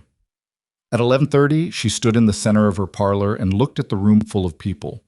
Contractors and clients and journalists, and a lender and a community advocate and the legal team from a company that had tried to destroy her, and the man she had once built a life with, and the woman who had occupied her place in that life, and then, when asked to participate in evidence fabrication, had instead driven to a law office with a hard drive full of emails. And she began. She did not use a microphone. The room was full but not large, and she had a voice that carried when she needed it to. "I'm not going to talk long," she said. "Everything you need to understand is in the garden room. What I want to tell you here, in this room, is what this house is." She let the silence sit for a moment. "I bought this house 4 months ago with almost nothing. 2 contractors quit on me. I refinished that floor by hand." She pointed at the oak floor. I repaired the plaster in this room by hand. I did the work because I know how to do the work. Because I have been doing this work for 15 years. Because the methodology I developed to assess and restore distressed properties is something I built from the ground up, starting in 2013, and it is documented and timestamped and published under my name in peer-reviewed journals 2 years before I ever had any professional association with Quan Holdings. She looked at the Quan Holdings contingent, not at Sun He specifically, at the group. 3 weeks ago, my clients began receiving documents that altered the authorship of my work. Original files from my professional archive with modified metadata, distributed with the intent of making it appear that my methodology was developed inside Quan Holdings rather than brought to it. She paused. The garden room has the original files, the altered files, and the email chain authorizing the modification. It also has a signed statement from an individual who was present when that authorization was given. The room was very quiet. Sun He's face had not changed, but her hands, resting at her sides, were not entirely still. "I am not here today to ask for anything from Quan Holdings," Zariah said. "I am here to show you what I built, this house, this company, this body of work that has always been mine and will remain mine." She paused. "And I am here because the Harbor Point project serves a neighborhood of real people whose displacement this city cannot afford, and the plan I presented 3 weeks ago is the plan that can actually save it. And I want every person in this room to understand exactly what they're deciding when they decide whether or not to support it." She stopped. "The garden room is open. Take as long as you need." The room began to move. She stood in the parlor and let it move around her, watching people drift toward the garden room in ones and twos, watching the journalists go first, watching Renata from the Community Coalition follow immediately behind, watching the Quan Holdings contingent move in a tight cluster with Holt at the center, watching a Daejin from the lender move with the unhurried purpose of someone who has done her homework and is now checking it against reality. Daejin did not move toward the garden room immediately. He stood near the window where the light came in from the restored garden beyond the glass, and he looked at Zariah across the room, and she looked back, and neither of them moved for a moment that had the weight of 8 years in it. Then he went to the garden room. Sun He had not moved either. She was standing near the wall of documentation photographs, and she was looking at them, working through them in sequence, and her expression had changed from what it had been at the door. Something in the photographs had reached her. Zariah could not tell what exactly, but something in the visual sequence of the work, the before and the after, and the painstaking documented middle, had produced an expression on Sun He's face that Zariah had never seen there before. It was something close to uncertainty. Zariah walked to her. They stood side by side in front of the photographs, and neither of them spoke for a moment. "You did this alone," Sun He said finally. "With contractors," Zariah said, "and a plumber who did it at cost as a favor, and a friend who drove me here the night you locked me out." Sun He's jaw moved slightly. "I did not order the locks changed." "No," Zariah said. "You ordered the boxes packed. You arranged the other residents. You told Daejin the plan before he found the courage to tell me." She kept her voice level. "The locks were his idea. The rest was yours." Sun He looked at the photographs. "I have been protecting this family for 50 years, she said. "I know. You were a risk I did not authorize." "I know that too." Zariah looked at the photograph of the worn depression in the oak floor, the physical evidence of years of someone walking the same path. "But I was also the person who saved your legitimate business twice, and I did it without a contract and without credit and without ever threatening to take what I was owed." She paused. "Until now." Sun He was quiet for a long moment. "What do you want?" she said. And it was a real question, not a strategic one. The question of a woman who has run out of the ability to manage the situation and is trying to understand what she's actually dealing with. "I want my name on my work," Zariah said. "I want compensation for 7 years of unlicensed use. I want Harbor Point's affordable housing commitment restored to the original percentage. And I want Monroe Legacy Development to lead the restoration strategy as the lender has requested." She paused. "That's the complete list." Sun He looked at her. Something moved behind her eyes. Before she could respond, from the garden room came the sound of a voice. Malcolm's voice, level and clear. And then a different voice that Zariah recognized as Holt's. And then a third voice she did not recognize, sharp and interrogative. And then everyone in the parlor was moving toward the garden room at once. She went. The garden room was crowded. The documentation was spread across two long folding tables, and the walls and people were clustered in front of different sections, and the air had the particular compressed energy of a room where multiple people have simultaneously reached the same understanding. Holt was standing in front of the email chain. He was standing very still. His face was the face of a lawyer who has just seen something that has restructured his professional situation in a way he had not anticipated and is managing the information with the trained containment of someone who has practiced not reacting visibly to bad news. He was managing it well. But Zariah had spent 8 years watching Daejin's legal team manage bad news, and she could read the tells. The very slight tension in the jaw, the eyes that had stopped moving, the hands in the pockets. He knew. He had not known before he walked into this room, which meant Sun-hee had not told him, which meant Sun-hee had operated the document modification outside her own legal team's knowledge, which was... Zariah watched this understanding cross Malcolm's face as she entered the room and caught his eye, which was its own kind of significant. One of the journalists was photographing the email chain with her phone. Zariah did not stop her. Renata from the Harbor Point Coalition was standing in front of the original 2016 Community Viability Study, reading. She had been reading for several minutes, Zariah could tell from the position of her in the room, and when she looked up and found Zariah, her expression was the expression of a woman who has been fighting a particular battle for 2 years and has just found the documentation that explains why the battle has been harder than it should have been. "This study," Renata said, "it's yours." "Yes." "From 2016. "Yes." "And Harbor Point has been using your framework for the community benefit structure." "The original version of the framework, yes. The version they're currently using has drifted from the original in ways that I documented in my presentation 3 weeks ago." Renata looked at the study, and then at the documentation wall, and then back at Zariah. "If they'd kept to your original framework, the displacement projections would be within manageable parameters, and the affordable housing commitment would be sufficient to retain the neighborhood's demographic character." She paused. "Yes." Renata looked at Holt. Holt was still looking at the email chain. Zariah moved through the room and found Daejin in the corner farthest from the door, standing in front of Serena's signed statement. He had read it. She could tell from the position of his body, the way he was standing too still in the way people stand when they've just absorbed something they're processing. He heard her approach and turned. His face. She had loved this man's face for 8 years. She had looked at it across kitchen tables and in the middle of the night and in conference rooms when he was in the mode that frightened other people and had not frightened her. She knew this face. What was on it right now was not guilt, exactly. It was something more total than guilt.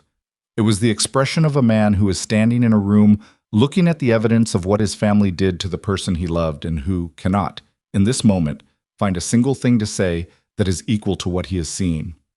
"Did you know?" she said. Low, just for him. He looked at her. His jaw worked.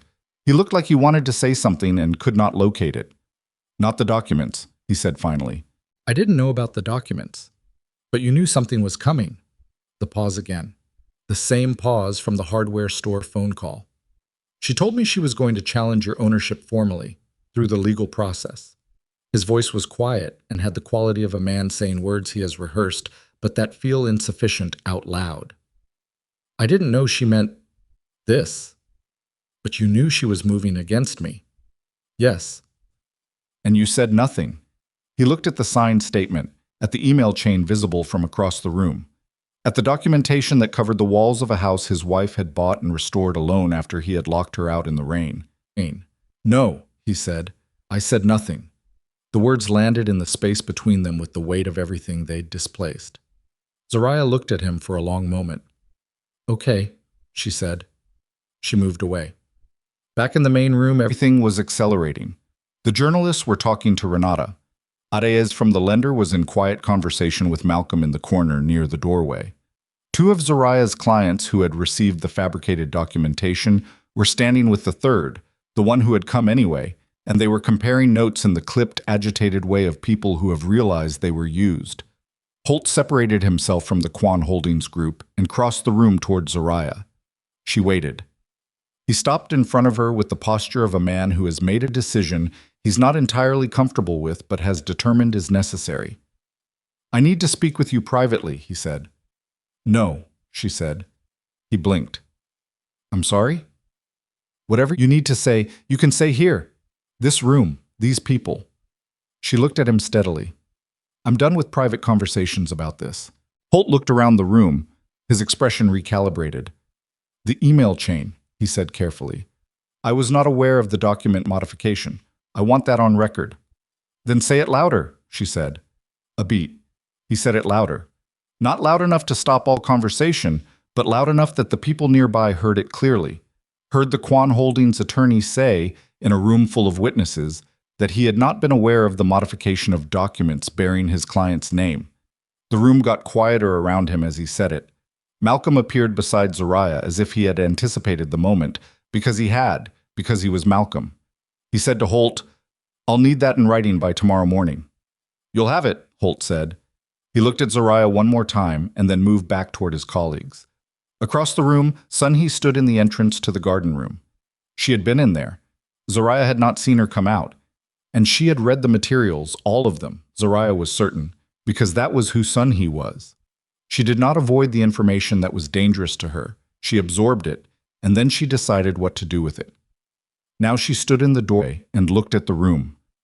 Zariah watched her look at Holt's face, at the journalists, at Renata, at Adi's in conversation with Malcolm, at the clients who were comparing their fabricated documents against the originals Malcolm had printed, at her own son standing alone in the corner of the garden room with his hands in his pockets and his head slightly bowed.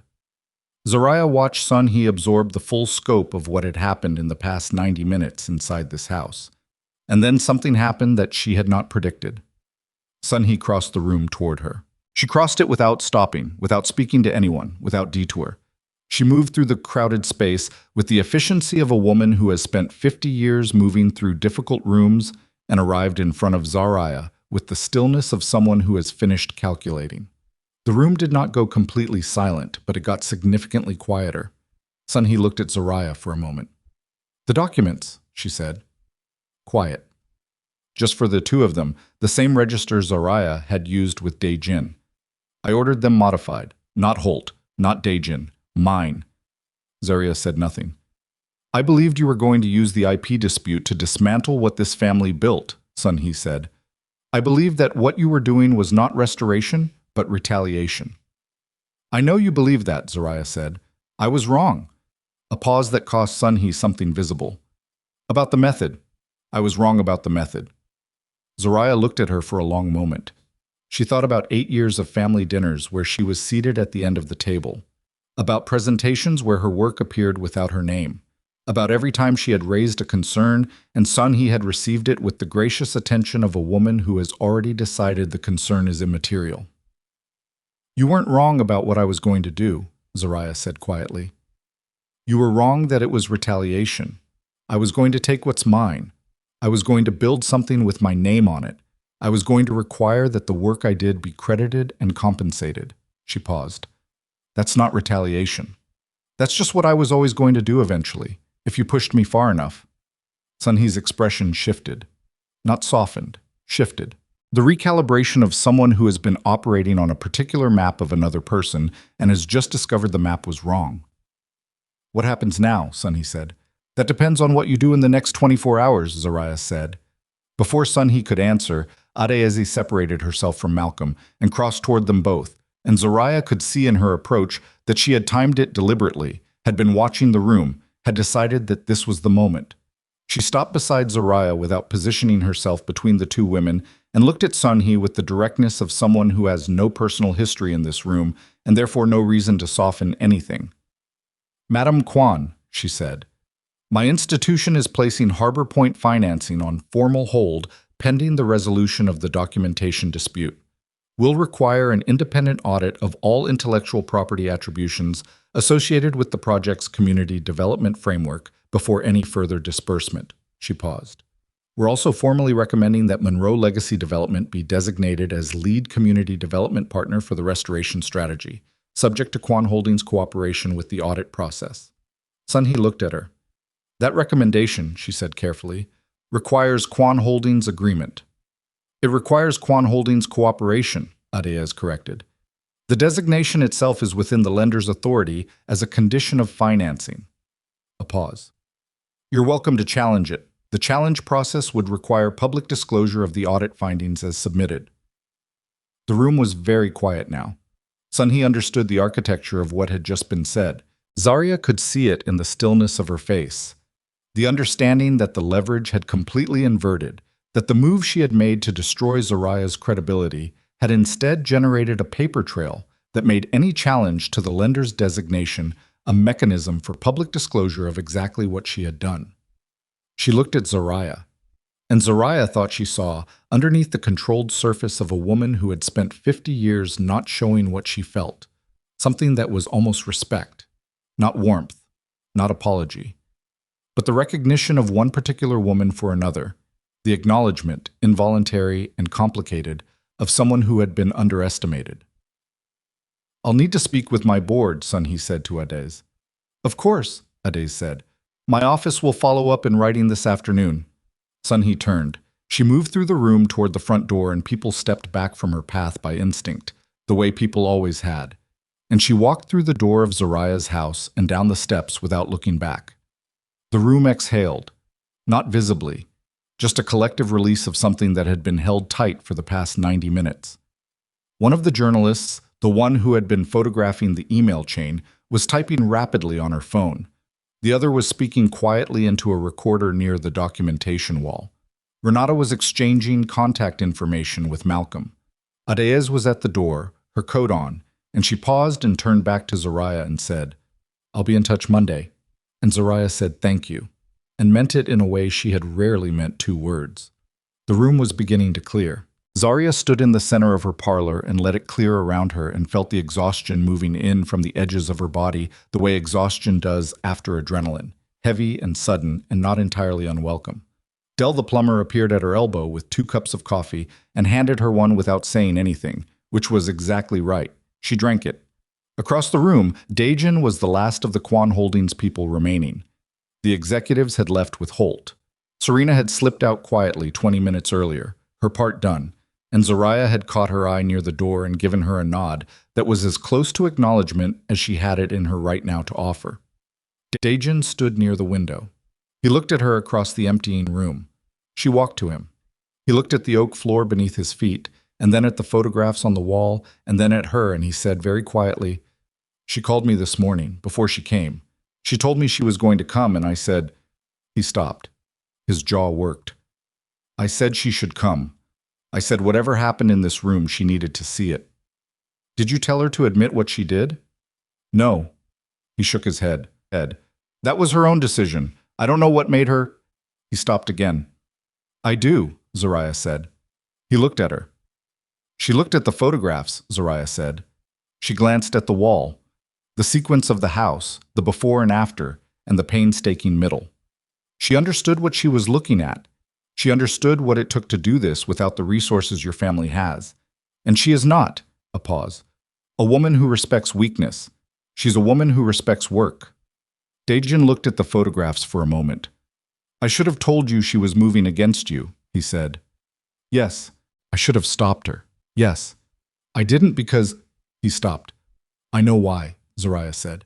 Because I still thought there was a version where the family stayed intact and the business stayed intact, and you walked away with enough that you'd be okay, and none of it would... He closed his mouth, opened it again. That was a coward's calculation. She looked at him. There was the man she had married, under all of it, under the controlled surface and the fear of his family and the choices that had compressed and calcified over years into something she could no longer live inside. There was still the man who had listened to her in a construction trailer in 2016 when every person around him expected him to silence her. She had loved that man genuinely. She did not know, right now, what to do with that. The board is going to remove her from leadership, Daejin said, as a consequence of the audit. She'll fight it, but... He paused. The financing structure gives the lender leverage she can't get around. I know. Harbor Point is yours, or Monroe Legacy's. It's yours. I know that too. He looked at her. What about us? She looked at the window. Through it, the restored garden was visible, bare in January, But the structure was there, the bed she had regraded, the path she had cleared, the bones of something that would come back in spring if she was here to tend it. "I don't know," she said. And it was the first time in 4 months that "I don't know" had not felt like failure. It felt like the only honest thing left to say. He nodded. Not acceptance, exactly. Something more like the beginning of understanding what he'd have to earn. "The house is beautiful," he said. She looked at the parlor, at the floor she had refinished, and the plaster she had repaired, and the photographs on the walls showing every stage of the work from ruin to something that could be lived in. "Yes," she said. She walked him to the door. He went down the steps, and she stood in the doorway and watched him reach the sidewalk and turn, once, to look back at the house. And his face in that moment had the expression she had last seen on him 11 years ago in a construction trailer. The expression of a man looking at something he had not expected to encounter and is not yet sure he deserves. Then he turned and walked away. She stood in her doorway and watched the street until he was gone. Behind her, Dell's voice. "We still need to finish the garden room threshold. Tile guy said he could come Thursday." She turned back into the house. "Thursday works," she said. She closed the door. The click of the latch in the quiet house was the only sound for a moment, small and clean and entirely hers. And then she walked back into the parlor and picked up her coffee cup and looked at what remained of the morning's battle spread across her home. The documentation on the walls, the worn floor she had chosen to keep worn, the light coming through the windows of a house that had been abandoned and was being made into something again. She had won the room. She had won the financing. She had won the right to her own work in front of every person who needed to see it. And she was standing in the middle of it with cold coffee and paint still faintly visible under her thumbnail, and the particular hollow feeling of someone who has been at maximum output for months and has just reached the moment where the maximum output finally, the hollow feeling lasted 4 days. She had expected it to last longer. She had experienced enough cycles of high output followed by collapse to know that the body keeps its own accounting, and that what you push through in the moment gets collected later with interest. But 4 days was what it lasted, which was maybe a sign that she was tougher than she used to be, or maybe just that she had too much work to do to afford a longer recovery. On the first day after the showcase, she slept until 10, which she had not done in months, and woke disoriented in the house that was still becoming itself, the morning light coming through the bedroom window at an angle she hadn't gotten used to yet. She lay in the bed and looked at the ceiling and did the accounting she had been too busy to do during the event, who had been in the room, what had been said, what each of it meant for what came next. It took about 20 minutes. Then she got up and made coffee and called Malcolm. He had 6 things to tell her. The first was that Holt had delivered the written statement before 9 in the morning, distancing himself formally from the document modification.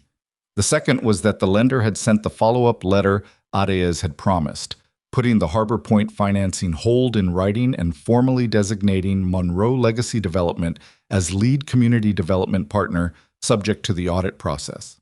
The third was that 2 journalists had published initial reports, one online before midnight, one in the morning print edition, and that both had been careful and accurate, and that the online piece had already been shared widely enough that Malcolm's phone had been active since 6. The fourth was that Quan Holdings board had called an emergency session. The fifth was that Daejin had requested a mediated conversation separate from the divorce proceedings through a neutral third party, not his attorneys, a mediator, his request. The sixth was that Serena Vale had formally cooperated with the independent auditor the lender had retained, submitting the original unaltered files and the email chain and giving a recorded statement that she had been present when Sunhee gave the instruction to modify the documents. Zariah listened to all 6 without interrupting. When Malcolm finished, she said, "The mediated conversation. What does he want from it?" He didn't specify. He asked for it through the mediator's office directly, not through me. She looked out the kitchen window at the bare garden. "Tell the mediator I'll think about it." "Zariah, I'll think about it, Malcolm. That's not a no. It's a I need 4 days before I can think clearly about anything involving Daejin Quan." A pause. "Fair. I'll pass it along." She hung up and drank her coffee and looked at the garden and did not think about Daejin. She thought about the second contractor who had quit, about the 4 minutes of ugly crying on the parlor floor. about standing in a hardware store in an aisle of sandpaper trying to hold herself together after a phone call in which the man she had been married to for 8 years admitted he had known his mother was moving against her and said nothing. She thought about all the times in 8 years she had accepted the position of less than, had told herself it was strategic patience, had told herself that the long game was the right game, had told herself that Daejin would eventually see clearly, and that when he did, he would stand beside her rather than in front of her. He had seen clearly on the night of her showcase, in her parlor, in front of everyone. It had taken a room full of witnesses and fabricated evidence and a lender's financing hold, and his own mother walking into the room and doing something Zariah had not predicted for him to stand where he should have stood 8 years ago. She did not know what to do with that. She drank her coffee. On the second day, she went back to work on the house, the garden room threshold tile. She had watched the tile guy do enough floor work over the past months that she understood the basics, and the tile guy hadn't been able to make Thursday after all because of another job. And the subfloor was prepped, and the tiles were sitting in their boxes, and she was not going to wait for Thursday to become the following Thursday, and then the Thursday after that. She set the tiles herself. It took 6 hours, and her knees hurt badly by the end of it. And the grout lines were not as even as a professional's would be, but they were close. And when she stepped back and looked at the finished threshold, she felt the specific satisfaction of something completed by her own hands that was going to be there, underfoot, for the next 100 years. She photographed it. She posted the photograph. By evening, 40,000 people had liked it. On the third day, the Quan Holdings board meeting results came through Malcolm. Sunhee had been removed from her executive leadership position, effective immediately, pending the outcome of the independent audit. She retained her board seat but was prohibited from participating in any decisions related to the Harbor Point project or the Monroe intellectual property dispute. A statement had been issued acknowledging that documentation irregularities had occurred and that Quan Holdings was cooperating fully with the independent audit process. The statement did not name Sunhee specifically. Malcolm read it to Zariah and then said, "They're protecting her publicly while removing her privately." "Of course they are," Zariah said. "That's how that family operates." "Does it satisfy you?" She thought about the question honestly. "No," she said, "but it's what the process produces. A public naming would require litigation I don't have the energy for and wouldn't change the material outcome. The material outcome being Harbor Point. The material outcome being Harbor Point and the compensation and the public credit for my work." She paused. "Sunhee knows what she did? The board knows what she did? The lender knows. The journalists know. Her not being named in a press release doesn't change what is known." Malcolm was quiet for a moment. "And Daejin?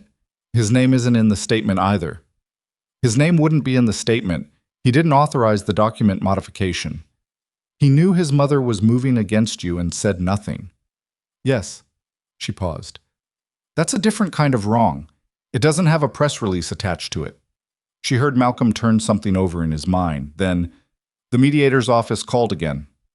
"I'll call them tomorrow," she said. On the fourth day she did. The mediator's name was Sandra Cook. She had a calm, precise voice, and she explained the process with the efficiency of someone who has guided a large number of people through conversations they would rather not have. Daejin had proposed 3 potential dates. He had indicated flexibility on location. He had asked only that the conversation be recorded and that a written summary be produced afterward for both parties. "That's an unusual request from the initiating party," Sandra said. "Usually the person requesting mediation wants to keep proceedings informal." "He wants a record," Zariah said. "It appears so." Zariah thought about why Daejin would want a record. Not for legal protection. He had attorneys for that. The recording request was something else. It was the request of a man who wanted what he said to be documented, who wanted to say something in a room with a witness and have it exist afterward, who understood that without documentation, his words were just words, and that he had perhaps learned from the events of the past several months. That documentation was the only thing that lasted.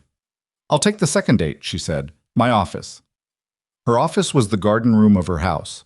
That was where she held all her professional meetings now. At the second-hand table with the good lamp and her project files stacked on the shelves, Dell had helped her mount along the east wall. It was not a corporate office. It was a room in a house she had restored, and it smelled like wood and plaster and the faint residue of tile adhesive, and she had decided a long time ago that she was not going to apologize for it. Daejin arrived 12 minutes early. He stood on the porch and rang the doorbell, which he had never done before in a house she lived in. She answered it and looked at him, and he looked at her, and neither of them said anything for a moment. Then she stepped back and let him in. He looked at the parlor on the way through. Really looked. The way he had at the showcase, with the attention of someone who is letting themselves see something they had been half seen before. He paused in front of the documentation photographs still hanging on the wall, which she had not taken down because she had decided they belonged there, and he looked at them for a moment before following her to the garden room. Sandra Cook joined by phone. The recording started. Daejin sat across from Zariah at the table in the room with the threshold she had tiled herself, and the project files on the shelves, and the bare January garden visible through the glass behind her. And he put both hands flat on the table and looked at her and said, "I want to say some things, and I want them on record, and I don't want anything in return for saying them. Not forgiveness, not any particular response. I just want them said and documented." Zariah said, "Okay." He said, "I met you when you walked into a construction trailer in the middle of a development project and told me that what we were doing was going to displace 43 families and that there was a better way. Every person who worked for me expected me to remove you from this situation. I didn't, because you were right, and because I had never met anyone who talked to me like that, who wasn't trying to get something from me." He paused. "You weren't trying to get anything. You were just right, and you knew you were right, and you weren't afraid of me." The table between them was steady. "I married you because of that. Not because of what you could do for my company, though I understood what you could do, because of who you were." He looked at his hands. "And then I spent 8 years slowly making it necessary for you to be afraid. Not of me directly. You were never afraid of me directly, and I was proud of that, in a way that I should not have been proud of, because it was not something I had earned by being good to you. It was something you maintained by being who you are." He stopped, started again. "I let my mother diminish your work because confronting her was harder than letting it happen. I let credit pass over you in rooms full of people who should have known better because it was easier to let the system run than to stop it and say this is wrong. And when Serena—" He stopped. The garden room was quiet. "I was lonely," he said. "That's not an excuse. It's a fact I have to say out loud because if I don't say it, then I'm pretending the affair was something other than what it was. I was lonely in a marriage where I had not done the work to make either of us feel fully present, and I handled that loneliness in a way that was a betrayal. And I handled the discovery of that betrayal by having the locks changed before I had the courage to talk to you, and—" He stopped again. His jaw was tight. "I did not tell you your marriage was over before I had already planned your exit from the house we shared because I respected you. I did it because I was a coward, and because my mother had already structured everything, and it was easier to execute the plan than to be honest with you first." Zariah was looking at the table between them. She was not going to cry. She was past the kind of crying that this conversation might have produced 3 months ago. What she was feeling was not grief exactly, though grief was somewhere in the vicinity. It was more like the sensation of something very old being named accurately for the first time, a relief mixed with something that didn't have a clean name. She let him finish. "I authorized the company to dispute your ownership claims," he said. "Not the document modification. I did not know about that and would not have permitted it. But I authorized the legal challenge to your methodology attribution, and I did that knowing your documentation was stronger than ours, because my mother asked me to, and because I had not yet reached the point where I could tell her no on something that cost me something." A pause. "I reached that point. Too late, and in a room full of people, which was not a choice but a consequence. But I reached it." He looked up. "I'm sorry," he said. "Not as a negotiating position. Not as part of a settlement structure. I'm sorry for the 8 specific years of specific choices that brought us to the night you stood in the rain outside the house we shared. I'm sorry I was not who you needed me to be." He paused. "I think I could have been. I think I was, sometimes. Not enough, and not when it counted." Sandra's voice on the phone said, "Miss Monroe, would you like to respond?" Zariah looked at Daejin. She had been preparing for this conversation for 4 days, and she had prepared it the way she prepared everything, methodically, in writing, with attention to what was true and what she needed to say versus what she felt like saying. She had written 3 pages, and then reduced them to 1, and then reduced that to a list of 6 things, and then put the list away because she had realized that what she actually needed to say could not be prepared. "I loved you," she said. "I want that on record too. Not because it changes anything, but because I was there for 8 years, and I was not there as a business partner, or a development consultant, or a difficult variable your family had to manage. I was there as your wife, and I loved you, and the work I did was not separate from that love. It was part of it." She paused. "When you let your family take credit for my work and said nothing, it was not a business decision that affected me professionally. It was your family saying that what I brought to this marriage was not mine to own, and you letting them say it. That is what broke us. Not Serena, not the locks. That." Daejin was very still. "I know," he said. "I need you to know it clearly," she said. "Not because I think knowing it now does anything for then, but because if you go forward from this and build something with someone else, I need you to know where the actual damage happened." She looked at him. "Don't do that to someone else." He looked at her for a long moment. "Is there—" He stopped, rearranged. "Is there a version of this where there's still something between us?" She had expected the question. She had thought about it for 4 days, and she had not arrived at a clean answer, because clean answers were for situations with clean geometries, and this one had none. "I don't know," she said. "I know I can't be your wife again right now. I know I don't trust you right now, which is not the same as saying I'll never trust you, but it's where I am. I know that what you said today is the most honest I've heard you since the first year of our marriage, and I don't know if that's the beginning of something or just the thing you needed to say to finish something." She paused. "I can't give you an answer to that question today." "That's fair," he said. "It's not fair," she said. "It's just true." He almost smiled. Not quite. Sandra completed the recording, confirmed the summary would be sent to both parties within 48 hours, and ended the call. The room was quiet. Daejin stood to leave, and Zariah walked him through the parlor to the front door, and he stopped at the documentation photographs one more time and looked at the last one. The finished floor, the worn depression near the kitchen doorway, the light falling across the grain, and said, "You kept the worn spot." "Yes." "Why?" She looked at the photograph. "Because someone walked that path so many times they changed the material. That's not damage. That's evidence of a life." She paused. "I wasn't going to sand it out." He looked at it for another moment.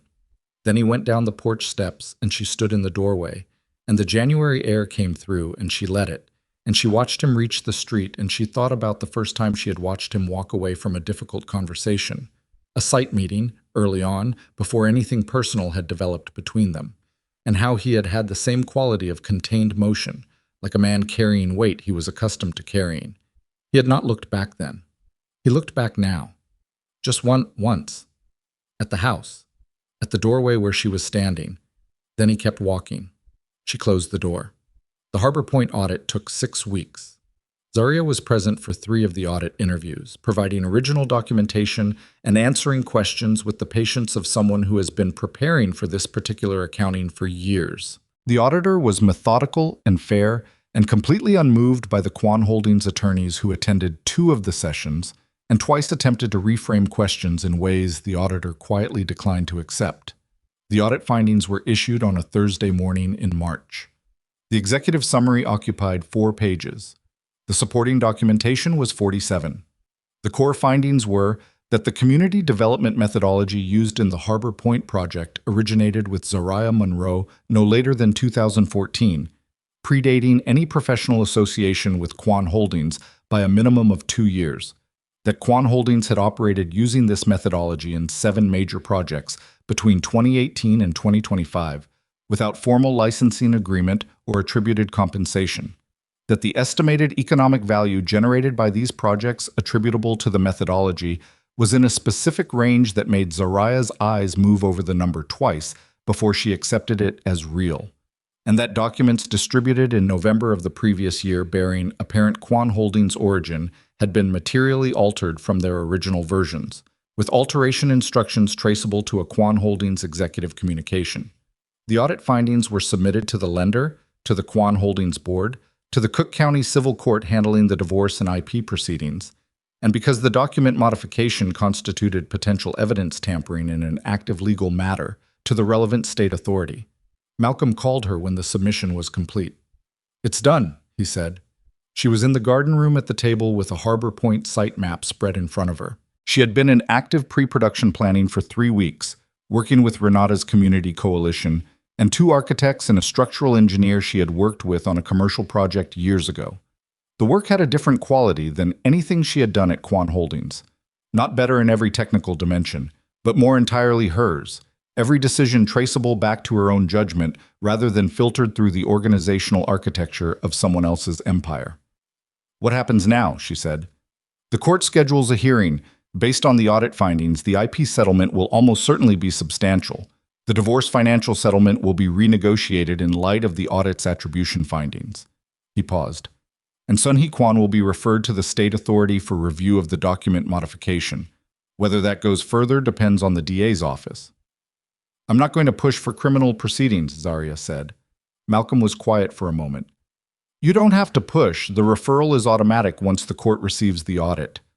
"I know. I'm saying I'm not going to add my voice to it." She looked at the site map. "She's 71 years old. She spent 50 years building something. What she did to me was wrong, and she knows it, and the board knows it, and the audit knows it, and that's enough." A pause. "I don't want to spend the next 2 years being a person whose primary project is punishing Sun Hee Kwan. Some people would say she deserves it." "Some people would be right," Zariah said. "That doesn't mean it's how I want to spend my time." Malcolm was quiet for another moment, and she could hear in the quality of his silence that he was not going to argue with her, which was one of the things that made him good at his job. Understood the difference between the right legal move and the right move for the person he was representing. "Okay," he said, "I'll note that you're not participating in the referral beyond the required evidentiary submission." "Thank you, Malcolm." She hung up and looked at the Harbor Point site map for a long time. Then she rolled it up and put on her coat and drove to the Harbor Point neighborhood. She parked on a side street 2 blocks from the waterfront and walked. January had given way to March, but Chicago in March was its own kind of winter. The cold still sharp, and the trees still bare, and the lake visible between buildings as she turned toward the water, that flat gray-blue expanse that the city had been trying to figure out how to be in relationship with since it was first built on the edge of it. The Harbor Point site was behind temporary fencing. Construction had been suspended during the financing hold, and the site had that particular look of interrupted work, equipment parked mid-task, materials under tarps, the evidence of things that had been happening and then stopped. She stood outside the fence and looked at the footprint of the development and thought about what the site plan said it would be and what she knew it actually needed to be, and the gap between those two things, which was the gap she was going to spend the next 2 years closing. A woman was standing nearby, also looking at the site through the fence. She was somewhere in her 60s, wearing a heavy coat and good shoes and carrying a fabric grocery bag, and she glanced at Zariah and then back at the site with the expression of someone who has been watching this particular piece of land for a long time. "You live in the neighborhood?" Zariah asked. The woman looked at her. 31 years. Zariah looked at the site. "What was here before?" "Community Center, closed in 2009. The woman shifted her grocery bag. "My mother used to take me there when I was little, before that." She looked at the fencing.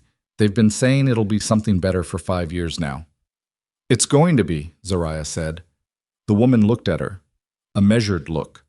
The look of someone who has been told this before. "You with the development company?" she said. "Yes," Zariah said. "Monroe Legacy. I'm Zariah Monroe." The woman looked at her for a moment. Then something shifted in her face. Recognition, or the beginning of it. "I saw the video," the woman said. "The floor one." Zariah almost smiled. "Yeah." The woman looked at the site again, then back at Zariah. "The community meetings. Are they actually going to mean something this time?" "Yes," Zariah said. "That's not a sales answer. That's the actual structure of the project. Community input has binding weight on the design decisions. The coalition has veto authority over the affordable housing percentage. If you want to be in the room, you can be in the room." The woman looked at her for a long moment. "My name is Gloria," she said. "Nice to meet you, Gloria. My nephew is a contractor, local. He's been trying to get on one of these projects for years and keeps getting cut out." "Send him my information," Zariah said. She pulled a card from her coat pocket. She had started carrying cards 2 months ago. Monroe Legacy Development. Her name. Her number. She still felt slightly strange handing them out, as if she was not quite used to being the kind of person who had a card with her own company name on it. Tell him to call directly. Gloria looked at the card. Then she put it in her grocery bag. We'll see, she said. She walked away. Zariah stood at the fence for a few more minutes, alone, looking at the interrupted site. She thought about standing in the rain outside another gate that wouldn't open, about how that night had felt like an ending and had turned out to be the beginning of something she would not have chosen but could not now imagine having been spared. She had lost things in the past year that she had not finished grieving. She knew that. The grief was not gone. It was just correctly located now, in its proper compartment, no longer flooding the entire structure of her days. She had loved her marriage, or the version of her marriage she had believed in. She had loved Daejin, or the version of Daejin that showed up in construction trailers and kitchen tables, and the rare unguarded moments when he forgot to be the man the city feared. She had loved the life she thought she was building inside the Kwan family. That life was not the one she was living. The one she was living was harder in ways she had not anticipated, and more entirely hers in ways she could not have predicted. And she did not think she would trade it, and she also did not think she would pretend that the trade had not cost her something real. Both of those things were true. She drove home. The dinner happened in April. She had been planning it since February. Not the date, but the idea of it. The sense that at some point she wanted to gather the people who had actually stood beside her in the past year and sit with them in the house she had built, and eat food, and let the year settle into something that could be remembered without the adrenaline still running. She cooked for 2 days. Not elaborately. She was a competent cook, but not a performative one, and what she made was the food she actually wanted to eat, the food from her grandmother's kitchen and her own years of feeding herself, and occasionally Daejin on the rare evenings when the city left them alone together. Braised short ribs, sweet potatoes with brown butter, collard greens that had been on the stove since morning, a cake from a recipe on a stained card in her mother's handwriting that she had been making since she was 12. Dell came. He brought his wife, who turned out to be a structural engineer, which Zariah filed away as useful. The electrician came. The painter and his nephew, who had gotten engaged since the November when he'd helped paint the parlor, and spent 10 minutes showing Zariah photographs of his fiancée on his phone with the unbridled enthusiasm of a young man who cannot believe his own luck. Camille came, who had answered the phone on the second ring on the worst night and said, "Don't move," and had never once in the subsequent year implied that Zariah owed her anything for it. Renata from the Harbor Point Coalition came and brought 2 members of the coalition board, and they spent 20 minutes in the garden room looking at the pre-production plans before Zariah physically moved them back to the dining room table, because this was dinner, not a meeting. Malcolm came with his wife, who turned out to have a warmth that his professional manner had given Zariah no reason to predict. She sat next to Zariah during dinner and asked about the house with genuine interest and listened to the answers the way people listen when they are actually curious rather than being polite. Gloria from the Harbor Point fence came. She had called 2 days after their conversation, not to send her nephew's number, but to ask directly if Zariah was looking for community advisory input for the project. And Zariah had said yes, and they had met 3 times since then, and Gloria had turned out to be exactly the kind of person Zariah had spent years trying to get access to inside the Kwan Holdings development process. A person with 31 years of direct neighborhood knowledge who understood what the community needed and had no patience for development speak. She sat at dinner and ate the short ribs and told a story about the community center that used to be at the Harbor Point site, and the room listened to her, and Zariah thought, this is the room.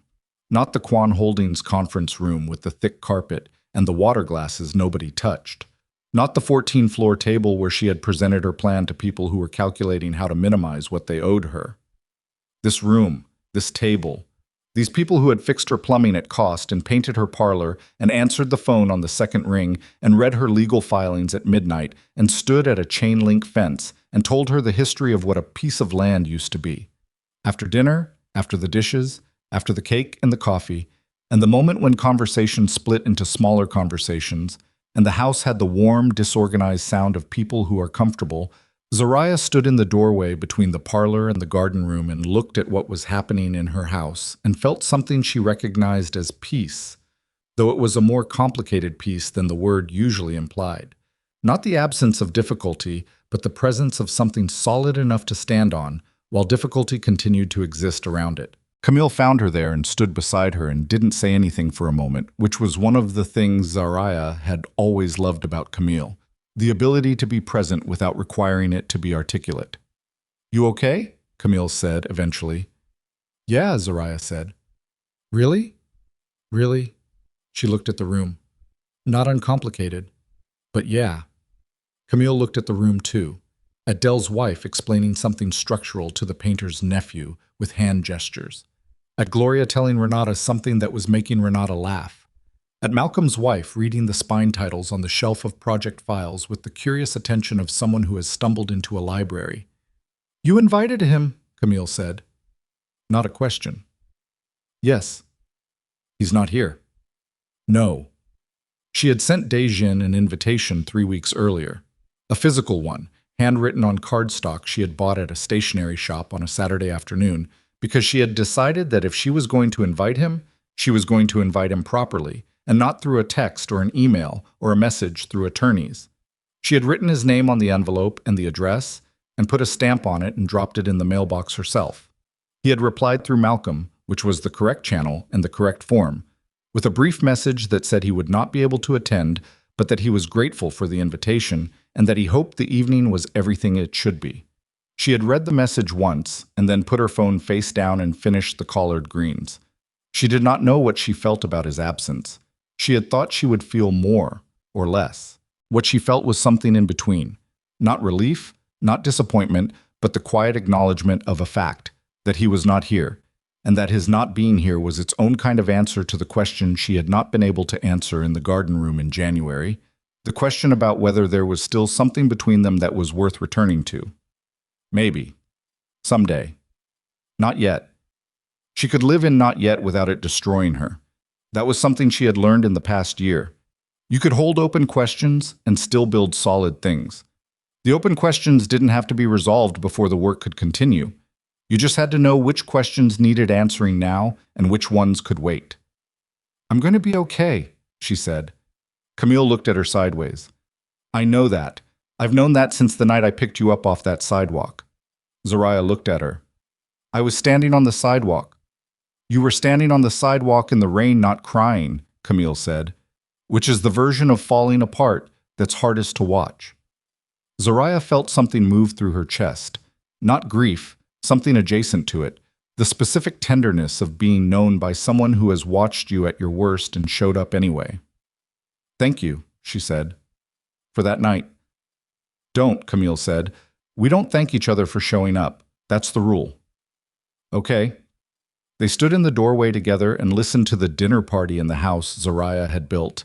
And the evening moved around them the way evenings move when they are going well, unhurried and full, and with the particular quality of time that feels like something you'll remember later. The last guest left at 11. Zariah washed the dishes herself.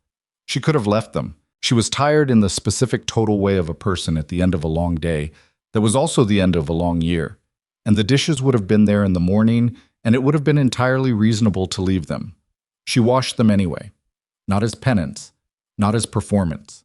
Just because the kitchen was hers, and the dishes were hers, and the act of cleaning up after a meal she had cooked for people she loved in a house she had rebuilt with her own hands was not a burden, but something close to its opposite. She dried the last pot and put it away and turned off the kitchen light. She walked through the house slowly, the way she walked through it when she was doing assessment, noticing things, cataloging, updating her understanding of the building's current state. The garden room floor she had tiled herself. The plaster in the parlor she had repaired section by section. The molding she had stripped and refinished. The documentation photographs still on the wall, which she had decided were permanent. She stopped at the small table near the foot of the stairs. On it sat 2 keys. The first was old brass, worn smooth on the grip from years of handling. It was the key from her father's wooden box. The box she had demanded from Daejin on the night he blocked the doorway. The box that had ultimately been released to her 6 weeks into the legal proceedings when a judge had taken approximately 4 minutes to determine that a deceased man's personal effects belonged to his daughter. The key had been inside the box, nestled in a piece of velvet, with no note, no label, no explanation of what it had ever opened. She did not know and might never know. But she kept it because her father had kept it, and because the things people keep tell you something about what they valued. The second key was new, the key to this house, her house, cut from a blank at the hardware store where she had taken the deed paperwork the day after closing, standing at the key-cutting counter in the back with her coat still on, watching the machine trace the pattern into the blank and feeling, for the first time since the gate turned red, something that she recognized as the beginning of solid ground. She looked at both keys on the table. She thought about what it had meant to be locked out. The gate sensor glowing red. The rain. Daejin on the porch with his hands in his pockets, and Serena in the doorway, wearing her sweater with the champagne bottle they had been saving. She thought about who she had been standing in that rain. Not a weak woman. Not a woman without resources or intelligence or documentation or the specific capability to rebuild. But a woman who had been building inside someone else's structure for so long that she had confused her own foundation with theirs, who had been so focused on making the shared enterprise work that she had not finished building the thing that was entirely hers. The gate turned red, and she had been forced, standing in the rain, to understand the difference. She picked up the new key. It was lightweight in her hand. Ordinary. The kind of key that gets made by the thousand and passed across hardware store counters without ceremony. There was nothing remarkable about the object. What was remarkable was what it opened. She set it back on the table beside her father's key. Then she walked to the front door and turned the deadbolt. The latch engaged with a clean, quiet click. The specific sound of a mechanism working exactly as it should. A sound that had been designed and manufactured to be precise and unremarkable. And that was, in this particular house on this particular night, neither of those things. It was the sound of something she had built from the rubble of something else. It was the sound of a lock she had chosen and installed on a door she owned in a house that carried her name. She stood in the entry for a moment with her hand still on the deadbolt and the house quiet around her. The particular quiet of a building that has been full of people and noise and is now settling back into itself. And she let herself feel what it felt like to be here. Not the drama of it, not the narrative of what she had overcome. Just the actual physical sensation of standing in her own entryway at 11 o'clock at night with clean dishes in the cupboard and the smell of dinner still in the air and the documentation photographs on the parlor wall and the Harbor Point plans rolled up on the garden room shelf and the tile floor she had set herself and the oak floor she had refinished and the plaster she had repaired and the molding she had stripped and everything else she had done. Not because anyone told her to and not because she had something to prove, but because this was what she did. She built things. She had always built things. The only thing that had changed was whose name was on what she built. She turned off the entry light. The house went dark except for the small lamp in the garden room that she left on when she went to bed, a habit she had developed without deciding to, the light visible through the interior glass as she walked toward the stairs, a steady warm point in the dark room like something she had decided to keep burning. She went upstairs. The key sat on the table in the entry below. Outside, the street was quiet. A car passed. The oak tree at the curb moved in a light wind, the new buds just barely beginning. The first hesitant signs of what was going to be there when the season fully turned, visible only if you were looking closely, which most people weren't, which was fine. Zariah Monroe had always been good at seeing what was there before anyone else decided it was worth looking at. She had seen it in distressed properties and collapsing neighborhoods and development plans that needed rebuilding from the foundation. And she had seen it in a key her father had kept without explanation and a worn depression in an oak floor and a house that 2 contractors had abandoned before she decided she would finish it herself. She was not finished. She was, by any accurate measure, just beginning. And the locked door behind her was not keeping anyone out. It was protecting the life she had chosen to build.